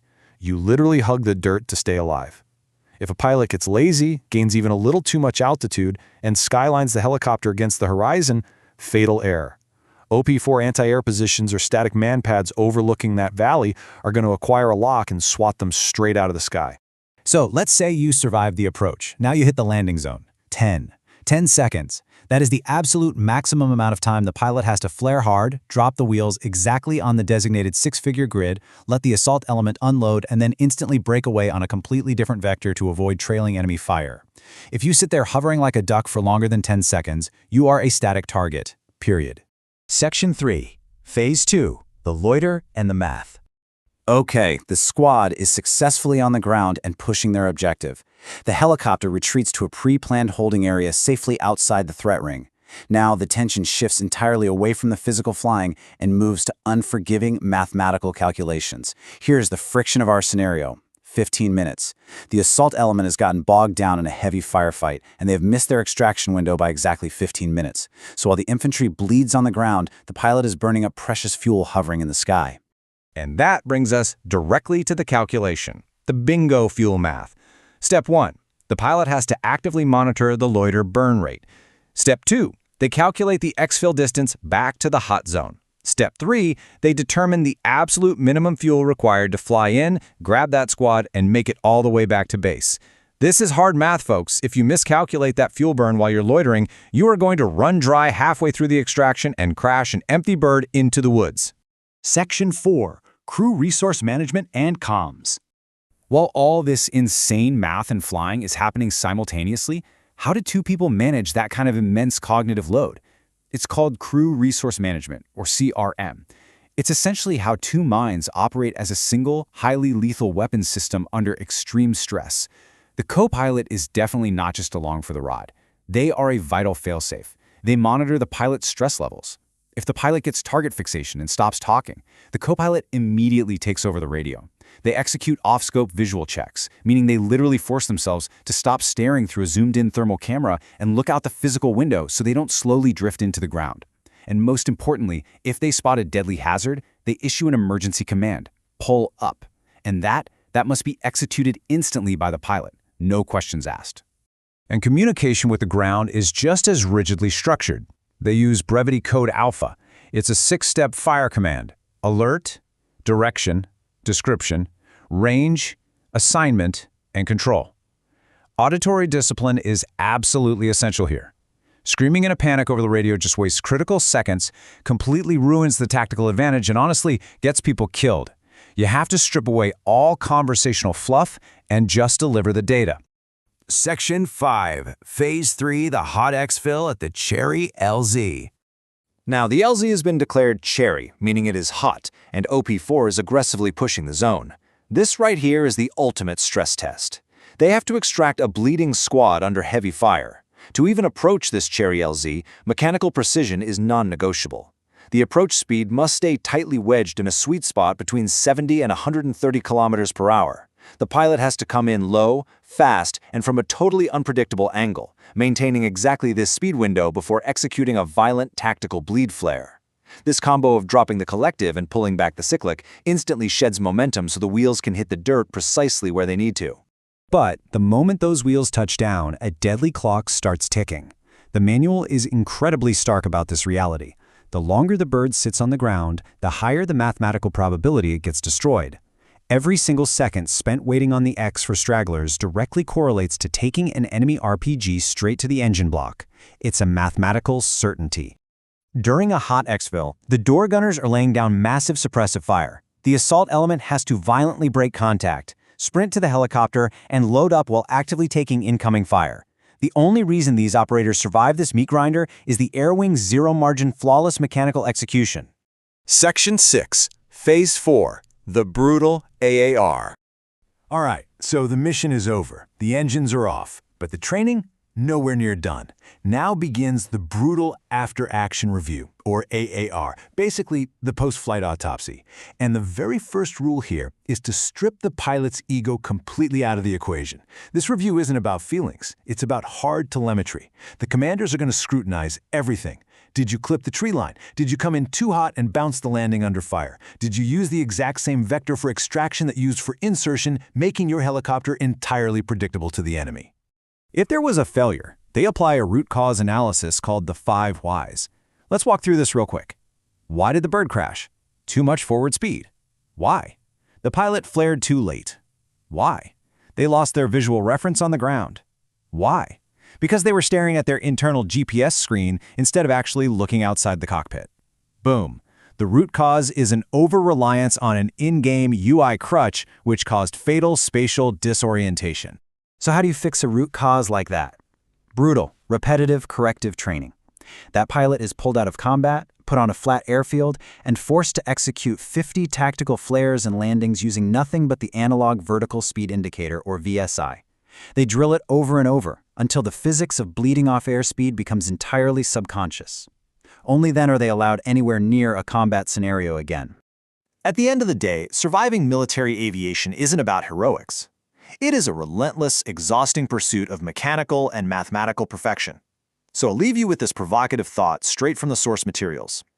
When your ego is entirely stripped away, and the friction of the mission hits its absolute peak, will your physical execution survive the math of the battlefield? Think about that for a while.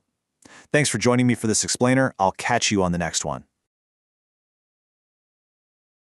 Welcome to the briefing. Today, we're unpacking a really high-stakes tactical analysis of close quarters battle, or CQB.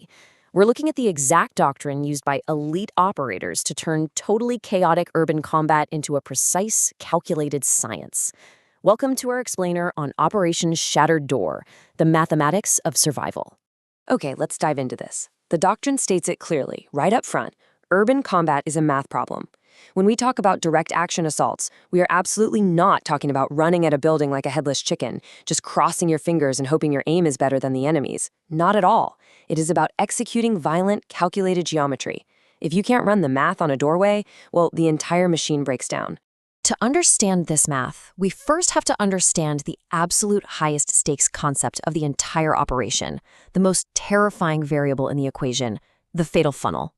According to tactical doctrine, this is a cone of fire at an entry point, typically a doorway, where anyone standing is basically guaranteed to be shot. If an operator gets scared and stops in this funnel, the math is instantly lost, and failure is absolute. And this brilliantly illustrates exactly what we're talking about.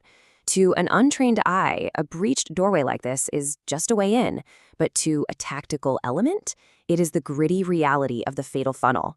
It's an unforgiving choke point that is just waiting to become a meat grinder. You have to pass through it, but you absolutely cannot stay in it. Consider this your warning order for today's simulated mission. We'll start with the mathematics of survival, move into Phase 1, compound isolation, execute Phase 2, the violent breach, manage Phase 3, the blowback, and finish up with the hard rule. Phase 1, compound isolation, setting the geometry. Our operation kicks off with a heavily armed assault squad and a detached sniper overwatch staging on a 2-story structure currently held by the opposing force, or OP4. Execution here requires absolute perfection. Step 1. The overwatch element sets up a hide to get hard angles on the exterior doors and windows. Step 2, the assault element has to physically crawl using micro-terrain to stage directly on the breach point. And Step 3, they have to navigate the friction of OP4 rovers looking out those windows. This demands total, utter stealth. They must stage on that door without being seen or heard.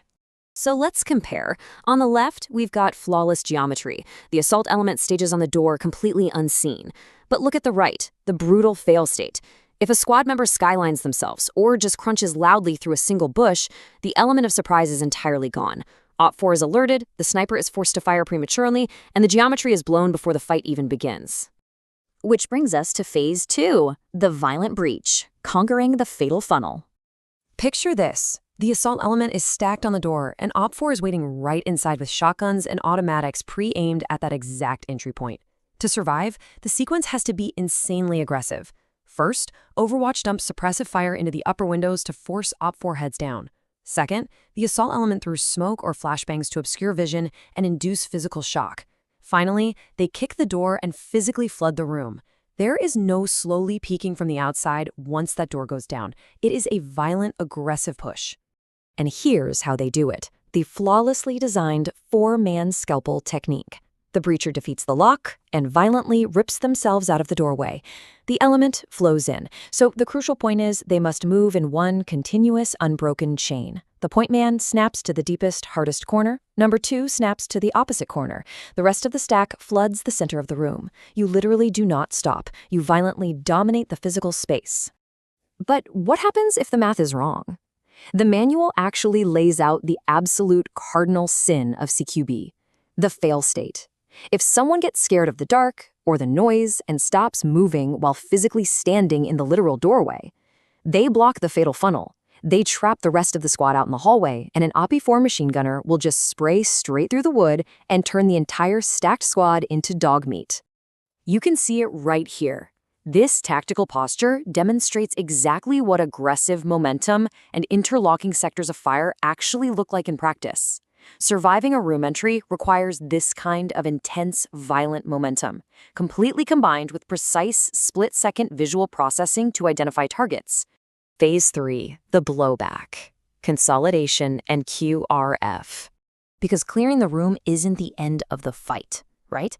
The deafening noise of your breach has just triggered the enemy's quick reaction force. They are now aggressively pushing the house to take it back. So the squad has to instantly transition from offense to defense. Step 1. Medics immediately drop to the floor to physically triage casualties who might be bleeding out. Step 2. The rest of the squad pushes straight to the windows and doors. Step 3. They establish a rigid 360-degree security perimeter. Now, what's really interesting about this slide is the specific doctrine on how to defend these perimeters. It's fascinating. The manual actually calls windows the enemy's fatal funnels. You don't stand right in them. You step back into the physical depth of the room. You engage from the shadows. You minimize your muzzle flash, hide your silhouette, and you build hard cover using furniture or sandbags deep inside the room, not pushed right up against the exterior walls. Again, we see a really stark contrast here. On the left, we have disciplined survival, securing 360-degree angles from the shadows. On the right, it's a disastrous fail state. The squad celebrates taking the room. Someone drops their angle to loot a body, they ignore the windows, and boom, they get wiped out by an enemy fragmentation grenade tossed right through the glass.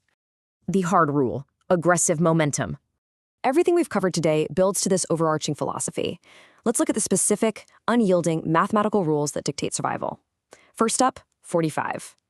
When performing a ballistic shotgun breach, the doctrine mandates a strict 45-degree downward angle directly into the hinges or the lock. If you just fire straight on with standard buckshot, the metal pellets will literally ricochet off the heavy steel and hit your own team leader right in the stack. It has to be 45 degrees, driving the force straight down into the dirt. Next, number 0.5, half a second. As operators rip through the fatal funnel and snap to their hard corners, they have less than half a second to process complex visual information and positively identify a lethal threat. Less than half a second! If you pull the trigger on a non-threat or a civilian, the entire mission fails. To put that into perspective, it is a truly brutal cognitive load under insane pressure. And that brings us to the ultimate text of the doctrine. Once the breach is initiated, you do not stop in the doorway. If you freeze, you die, and you kill the bloke behind you. This is the absolute, unbreakable rule of never stopping in the fatal funnel. Hesitation literally equals death. Which leaves us with this final thought. In the cold, unforgiving math of the fatal funnel, when that door goes down and the flashbang detonates, will you have the violent momentum to solve the equation, or will you freeze? Think on that. Thanks for joining us for this briefing to break down the geometry of survival. Let's jump right into this explainer. We're stripping away the Hollywood heroics, that cinematic sheen, and all those video game fantasies to expose the grueling, agonizing reality of a tactical plan violently falling apart. We're looking at a punishing field training exercise, an FTX, known as Operation Broken Anvil. Now, this isn't a showcase of everything going right. Not at all. It's a deliberate, methodical autopsy of what happens when the absolute worst-case scenarios hit a squad all at once. It forces these teams to rely entirely on mechanical precision, unbreakable discipline, and sheer grit when their carefully laid plans literally turn to dust. Imagine this setup. You're dumped 4 kilometers from your objective in the pitch-black woods. It's 0300 hours. You've got 65 pounds of combat load just digging into your shoulders, and relentless, heavy rain is soaking right through your gear. There's no GPS here, no magical blue markers on a digital map telling you where to go. It's just you, your squad, a laminated paper map, and a compass.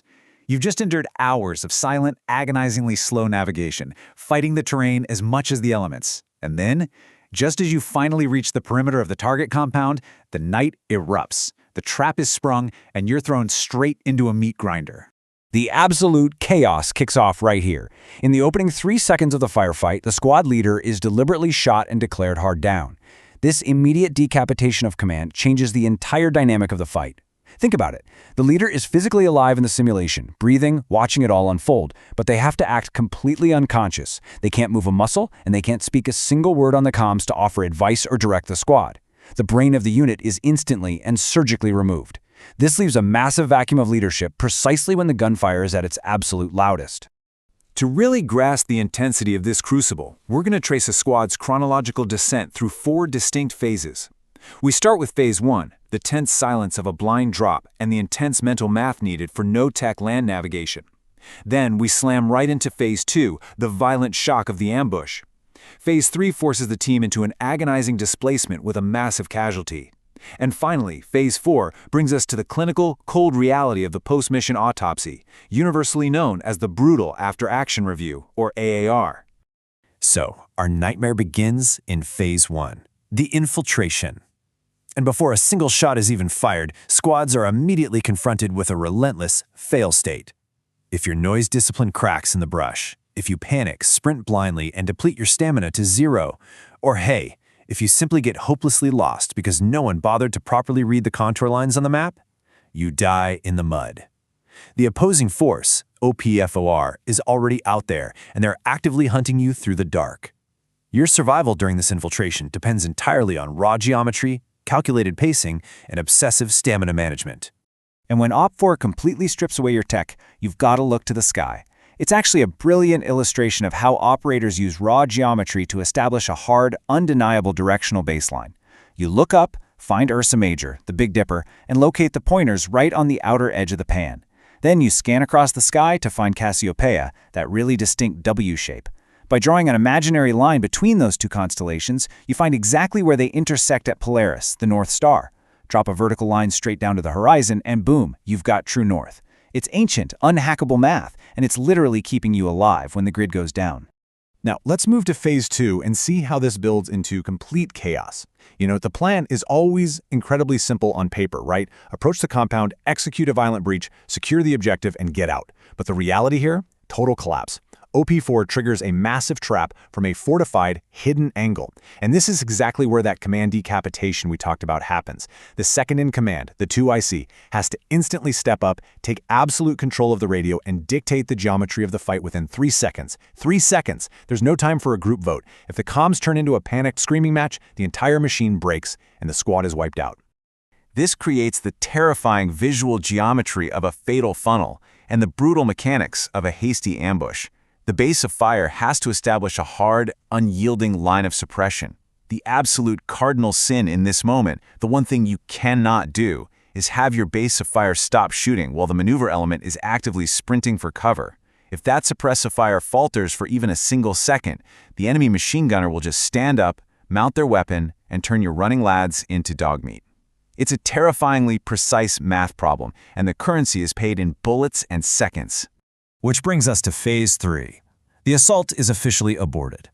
That initial adrenaline rush from contact, it fades directly into breathless physical agony.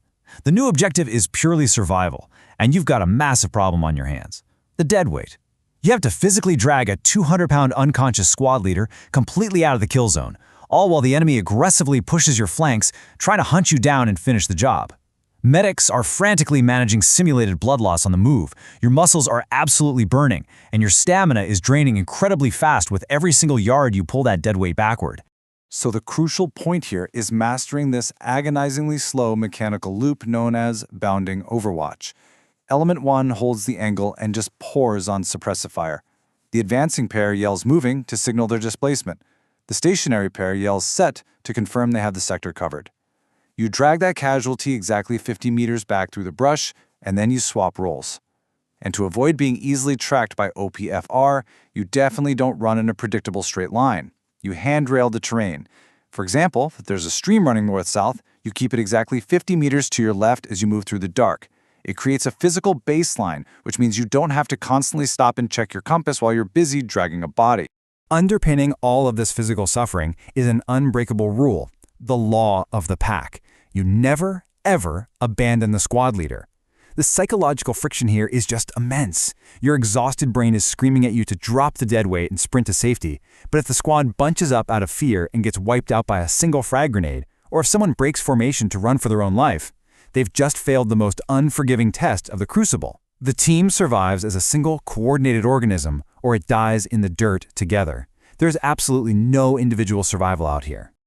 Finally, against all odds, you reach the extraction point. The bird lands, you load up, the engines cut off, and we enter the dead silence of Phase 4. The adrenaline just evaporates. This is the brutal after-action review, the AAR. And let me tell you, there is absolutely nowhere to hide in this room. The instructors pull the raw server telemetry. Those comms logs that dissolved into screaming matches just an hour prior, they're exposed and played back for everyone to hear. The exact geographical positioning of every single player is scrutinized. Who broke their 10-meter spacing in the dark? Who choked on the radio when the 2IC desperately needed backup? Who flagged their own teammate in the chaos? Now, the AAR operates as a completely closed-loop paradox. There are no insults thrown around here, no bullying, no mobbing, and no attempt to just make people feel bad about their personal failures. It's purely about applying hard, unbiased logic and immediate mechanical correction. If a forward observer fumbled a simple compass bearing under pressure, they're stripped of their radio, handed a manual compass, and forced to run target resection drills in an empty field. and they run those drills until the math is physically burned into their muscle memory. You don't make excuses, you fix the machine right there on the spot. These are the operators who actually survive the friction of Operation Broken Anvil. They return from the woods, stripped of all vanity, thoroughly exhausted, but united entirely by an unbreakable honesty and a shared mechanical precision. They've been tested by treacherous terrain, by a ruthless, thinking enemy, and honestly, most importantly, by their own internal psychological discipline. The ego is entirely gone. It's replaced by a cold, calculating understanding of what it actually takes to survive when everything goes terribly, terribly wrong. So, as we wrap up this explainer, I want to leave you with this final thought. We all like to think we'd be the undisputed hero when the bullets start flying and the adrenaline hits, right? But when the plan completely falls apart, when you're physically exhausted, dragging a teammate through the thick mud, and you're finally standing in that dead quiet hangar facing the undeniable telemetry of your own mistakes, could your ego actually survive the brutal honesty of the machine? Think about that. Welcome to the explainer. All right, let's just dive straight in today because we're looking at something incredibly intense and frankly totally unforgiving. We are breaking down the brutal, high-stakes mechanics of military flight simulation, specifically focusing on a training exercise known as Operation Thread the Needle. And look, this isn't about casual, kick back and relax flying. This is about discovering exactly what happens when virtual aviation demands absolute, physics-based mastery just to survive. So I really want you to ask yourself, what actually happens when you're operating in a virtual environment that has absolutely zero margin for error? What happens when you completely strip away all those standard video game crutches, the mini-maps, the third-person cameras, the easy HUDs, and you force a pilot to rely entirely on analog instruments, hard math, and pure muscle memory? Well, what we're about to explore is essentially a masterclass in tension, where one microscopic failure in geometry or arithmetic means an entire combined arms element burns to death in a single metallic coffin. Now, to really grasp this operation, you first have to understand the absolute baseline survival skill here. It's called NOE, or Nap of the Earth Flying. It's the practice of flying a helicopter violently low. I mean, literally hugging the dirt. You're staying physically below the tree line and weaving inside valleys just to break the enemy's line of sight and hide from their anti-air radar. In this kind of environment, if you pop up above the tree line even for a second, you die. It is just a deadpan authoritative reality of this airspace. And that brings us to the hardcore core ethos of the air wing. The pilot dictates the physical reality of the LZ, not the infantry. The bird is the lifeline. If the bird dies, everyone dies. That's the hard rule. If an infantry squad leader is on the radio screaming for an extraction in a fatal funnel where rotor clearance is physically impossible, the pilot overrides them. The literal life-or-death responsibility for the entire mission rests solely on the pilot's shoulders. Okay, here's our mission briefing for the day. We're going to start with threading the needle, then move into Phase 1, terrain masking, Phase 2, bingo fuel math, Phase 3, the Cherry LZ, and we'll wrap it all up with Phase 4, the brutal AAR. All right, Section 1. Threading the needle, the zero-margin mission. So when the Armor Reforger engine is pushed to this kind of operational standard, it forces players to completely abandon their casual gaming habits and entirely strips away those user interface crutches to demand real-world crew resource management, or CRM. You aren't just staring at some magic floating waypoint in the sky anymore. You're looking out the actual window of the cockpit. You're constantly talking to your co-pilot, and you're fiercely managing your analog vertical speed indicator. You really have to embrace harsh military doctrine because the physics engine will actively punish you if you don't. Moving right along into Phase 1, terrain masking, the infiltration. The danger in this phase is just palpable. Picture this. It's a night operation, the assault element is loaded up in the back, and you are essentially flying completely blind in the dark to avoid anti-air fire. The execution of these precise mechanical steps has to be totally flawless. First, you disable the GPS. Then you navigate purely via terrain association. You fly strict NOE, keeping well below the tree lines. You approach the designated grid, flare the bird hard, drop the wheels perfectly, and the assault element unloads in under 10 seconds. The sheer physical reflex required to execute all of that and immediately break away on a completely different vector to dodge trailing fire, it's immense. And the contrast between success and failure here is incredibly stark. On one hand, you have flawless NOE execution, navigating unseen in the shadows like a ghost. But on the other hand, you have the brutal fail state. This is where a pilot gets a little lazy, gains just a bit too much altitude to see better, skylines the helicopter against the horizon, and OPFOR static anti-air swats them right out of the sky. Boom. Exercise over. Everyone goes back to the lobby. Next up, Phase 2, Bingo Fuel Math, the loiter. At this point, we shift the tension completely away from physical flying reflexes and place it heavily on mental stamina. During the loiter phase, the assault element is pushing the objective hard on the ground. Now, the bird obviously can't just orbit directly over the target. That makes you a giant flying acoustic beacon. Instead, the pilot retreats to a pre-planned holding area safely outside the OPFOR threat ring, and this is where the pilot runs the hard math. You have to actively manage your fuel consumption and calculate your exact bingo fuel. That's the absolute minimum fuel required to fly in, grab the squad, and make it back to base. But then the dread really starts creeping in, right? What happens when the ground team gets bogged down in a massive firefight and misses their extraction window by 15 minutes? While the infantry is bleeding in the mud, the pilot is running terrifying arithmetic in the cockpit. If you calculate it perfectly, you get everyone home safe. But the fail state? You miscalculate your fuel burn while you're loitering, you run dry halfway through the extraction, and you crash an empty bird straight into the woods, leaving your ground team completely stranded and doomed. And to add even more weight to that extreme mathematical pressure, just think about the number 60 for a second. According to the simulation's damage mechanics, if your fuel tank takes a direct hit and is 100% destroyed, it drains completely dry in roughly 60 seconds. You have exactly 1 minute to announce the leak over the radio, climb for altitude, and find a place to put that bird down. The math out there is just relentless. Which brings us to Phase 3, the Cherry LZ, the hot exfil. All right, we have reached the absolute climax of the operation. The objective has been hit, the infantry is taking massive casualties, and the landing zone is officially declared cherry, which means it is hot and under heavy enemy fire. This is the ultimate stress test for a pilot. It's a frantic yet mathematically precise maneuver right into the jaws of a fatal funnel. You have to come in low and fast from an unpredictable angle. You absolutely cannot use the same vector you used for the infiltration. The second the bird flares, those door gunners are laying down heavy suppressive fire. The pilot drops the wheels, and the assault element breaks contact, sprinting to the bird to load up while under heavy RPG and machine gun fire. A flawless extraction is basically a symphony of violence and speed, but any hesitation whatsoever is fatal. If the pilot panics and clips a tail rotor on a tree while trying to maneuver, it's over. Or, arguably worse, if the pilot just sits on the X, the landing zone, for 45 seconds waiting for one straggler, the mathematical probability of taking an RPG right to the engine block skyrockets.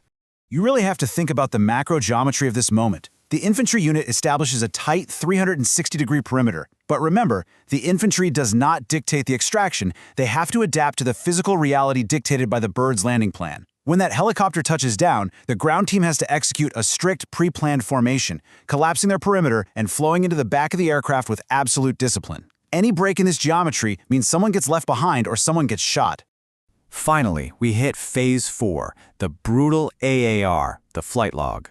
So the bird lands back at base. Engines off, this is the resolution phase. And let me tell you, egos are entirely stripped away here. The after-action review doesn't care about your excuses, it relies on cold, hard telemetry data. The instructors are checking the flight log line by line. Did you clip a tree line? Did you come in too hot and bounce the landing? Did you approach the hot LZ from the exact same angle you used earlier, making your vector highly predictable to opt for? It forces pilots to face their actual mechanical performance, with nowhere to hide. The crucial point of this whole review process is a root cause analysis known as the 5 whys. Let's walk backward through a catastrophic crash at the LZ together. Why did the helicopter crash? Well, because it had too much forward airspeed. Okay, why? Because the pilot initiated the tactical flare too late. Why? Because they lost their visual reference points on the ground. Why did that happen? Because they were staring at their internal GPS screen instead of looking outside the cockpit. Which brings us right to the root cause. A total failure of basic crew resource management and instrument fixation. They abandoned real physical mechanics for a UI crutch. So how do they fix this? Well, definitely not with a lecture. The remedy for failure here is grueling, repetitive mechanical drills. They pull the pilot out of combat entirely, stick them in an empty server on a flat airfield, and force them to execute 50 tactical flares and landings using only their analog vertical speed indicator and outside visual cues. It is exactly as agonizing as it sounds. They do this over and over until bleeding off airspeed becomes pure subconscious muscle memory and that sense of panic is completely eliminated. Which leaves us with this final, somewhat provocative thought to wrap up our explainer today. When you lock these unforgiving parameters into the server, you truly test your limits. You put your pilots into the absolute meat grinder to see if they can actually fly under the crushing weight of physics, math, and fear, or if they just know how to turn the engine on.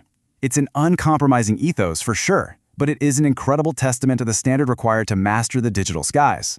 Thanks so much for joining me on this deep dive. Keep learning, and I'll see you in the next one. Have you ever watched a war movie and seen the heroic combat medic? You know the exact scene I'm talking about. A soldier goes down in the middle of a street, bullets are literally flying everywhere, kicking up dirt, and the medic bravely sprints through a hail of enemy fire just to hold their friend's hand and patch them up right there on the spot. I mean, it's incredibly dramatic, right? It wins Oscars. But what if I told you that in reality, doing exactly that makes you the absolute worst combat medic on the battlefield? Seriously. So what is a combat medic's actual first job when they're under fire? Well, let's dive right into this. The answer to that question actually lies in a pretty uncompromising piece of doctrine from the Irish Army Ranger Wing, or ARW. It goes like this. Good medicine in a bad place is bad tactical medicine. Wow, that completely shatters that whole cinematic illusion we just talked about, doesn't it? In the real world, combat medicine isn't about being some white knight in shining armor. It is a brutal, completely unsentimental equation of tactical survival. The medic is first and foremost a tactical asset. Their primary job? Keeping the guns firing and managing the overall attrition economy of the squad. Welcome to this explainer. Today we are going to explore the literal blood math of combat medicine, and we'll be looking at it through the lens of Operation Single Thread. This is an intense, high-pressure field training exercise, or FTX, that's specifically designed to stress test a squad when they're dealing with a solo casualty under direct friction. All right, I want to put you right in the boots of the squad right now. Just look at the tight coordination here as they move like a completely unified machine through this cramped urban street. This is the setup for Operation Single Thread. And let me tell you, the tension is incredibly high. The physical geometry of these buildings means there are dozens, maybe hundreds of blind spots. Everything is dead quiet, but the operators are scanning every single window, every doorway, just waiting for the inevitable contact. And then the friction hits. Boom. Phase 1. The drop. The opposing force, or OPFOR, initiates contact from a second-story window. It happens in literally a fraction of a second. The point man takes a round to the chest and drops right out there in the open street. This is the inciting incident. The squad is now taking active fire, and their lead element is bleeding out in the dirt. Now, this is exactly where fiction violently separates from the tactical manuals. The Hollywood fail-safe tells the medic to panic, break cover, and sprint out into that street. But the tactical reality, specifically the phase known as care under fire, dictates that the medic does absolutely nothing medical. Let me repeat that because it's wild. Nothing medical. Instead, during this crucial drop and suppression phase, the medic pulls their rifle and returns fire. Why? Because you absolutely do not treat a casualty on the X, the kill zone. If you rush out there to bandage a guy, well, the OPFOR sniper instantly gets 2 kills instead of 1. To really understand why, we have to look at this concept called the fatal funnel. A fatal funnel is basically a cone of fire where anyone standing inside it is mathematically guaranteed to get shot. It could be a doorway, a hallway, or in this scenario, the open street directly beneath a sniper's window. Any attempt at medical care in this wide-open space is just a mathematical failure. You just can't apply a tourniquet while you're absorbing high-velocity rifle rounds. It's impossible. The medical problem requires a strict tactical solution first. So the absolutely crucial point here is patient displacement, getting that dead weight off the X. The mechanical execution of this displacement happens in 3 very specific steps. First, the medic and the rest of the squad have to establish overwhelming fire superiority to pin the enemy down. Second, if it's at all possible, the casualty needs to physically crawl to hard cover themselves. But in Operation Single Thread, there's a specific bit of friction added. The point man is unconscious. They can't crawl. So we move to step 3. The nearest rifleman, and notice, not necessarily the medic, grabs their rig and violently drags them out of that fatal funnel. They're pulling them 50 meters back, all while the rest of the squad maintains continuous bounding overwatch. Okay, so once they are finally dragged behind a hard, physical wall, the pacing of the whole situation shifts entirely. We enter phase 2, which the manual clinically and kind of grimly refers to as the meat mechanics. This is tactical field care. The squad takes up defensive angles to hold off the enemy, and this is when the medic instantly transitions from a rifleman back into a trauma specialist. They aren't focused on the enemy anymore. They are 100% focused on the body right in front of them. And in a split second, their entire universe narrows down to the MARCH algorithm. That stands for massive hemorrhage, airway, respirations, circulation, and hypothermia. This is a strict, non-negotiable process. You literally must treat life-threatening injuries in this exact order. But keep in mind the absolute golden rule of the doctrine here. This algorithm only begins once the firefight is actually won, or physical security behind hard cover is fully established. At this point, the medic goes to work with pure mechanical speed. The manual specifically notes that the medic has to strip away their ego. There is absolutely no room for emotion here. You don't hold their hand. You focus strictly on the trauma geometry. It is a rapid, incredibly physical process of assessing exactly where the machine is leaking and plugging those holes. The visceral steps of stabilizing the patient are laid out super clearly. Step 1, check the limbs and slap tourniquets on heavy arterial bleeds immediately. Massive hemorrhage always comes first. Then you pack the torso. Next, you've got to check the blood volume. The simulation actually notes that if the casualty's face is gray and they are, quote, circling the drain, the medic has to push saline to stabilize their blood pressure so they wake up. It's just a rapid, calculated sequence of physical interventions. But remember, this is a stress test, right? Which means the environment definitely doesn't just hit pause because the medic is working. The friction continues. The simulation dictates that OP4 will aggressively push the flanks. The enemy is still out there, actively hunting the squad, trying to take back the initiative. They're even throwing frag grenades over the wall to disrupt the triage process. The noise, the smoke, and the immediate threat of death are just constant. Which brings us to the final fail state of the exercise, and it's a big one. Tunnel vision in the medical menu. This brilliantly illustrates the intense dual responsibility of the combat medic. Because even while packing a torso, the medic cannot completely ignore the physical geometry of the fight. Think about it. If the medic gets so absorbed in that MARCH algorithm that they fail to realize OP4 just flanked their position, the entire squad gets wiped out. The medic has to maintain situational awareness. They have to trust their squad to hold the angles while keeping at least one ear tuned to the broader tactical reality. We're going to wrap up with this chilling yet profoundly logical final thought from the doctrine. If you die trying to be a hero, the whole machine bleeds out. Man, that perfectly summarizes the brutal math we've unpacked today, doesn't it? A medic isn't out there to be a martyr. They are a vital cog in an attrition economy. You have to win the firefight before you can save the life. So it really forces us to ask, in our own high-pressure situations, how often do we rush in blindly trying to be the hero when the actual solution requires stepping back, establishing security, and doing the hard math first?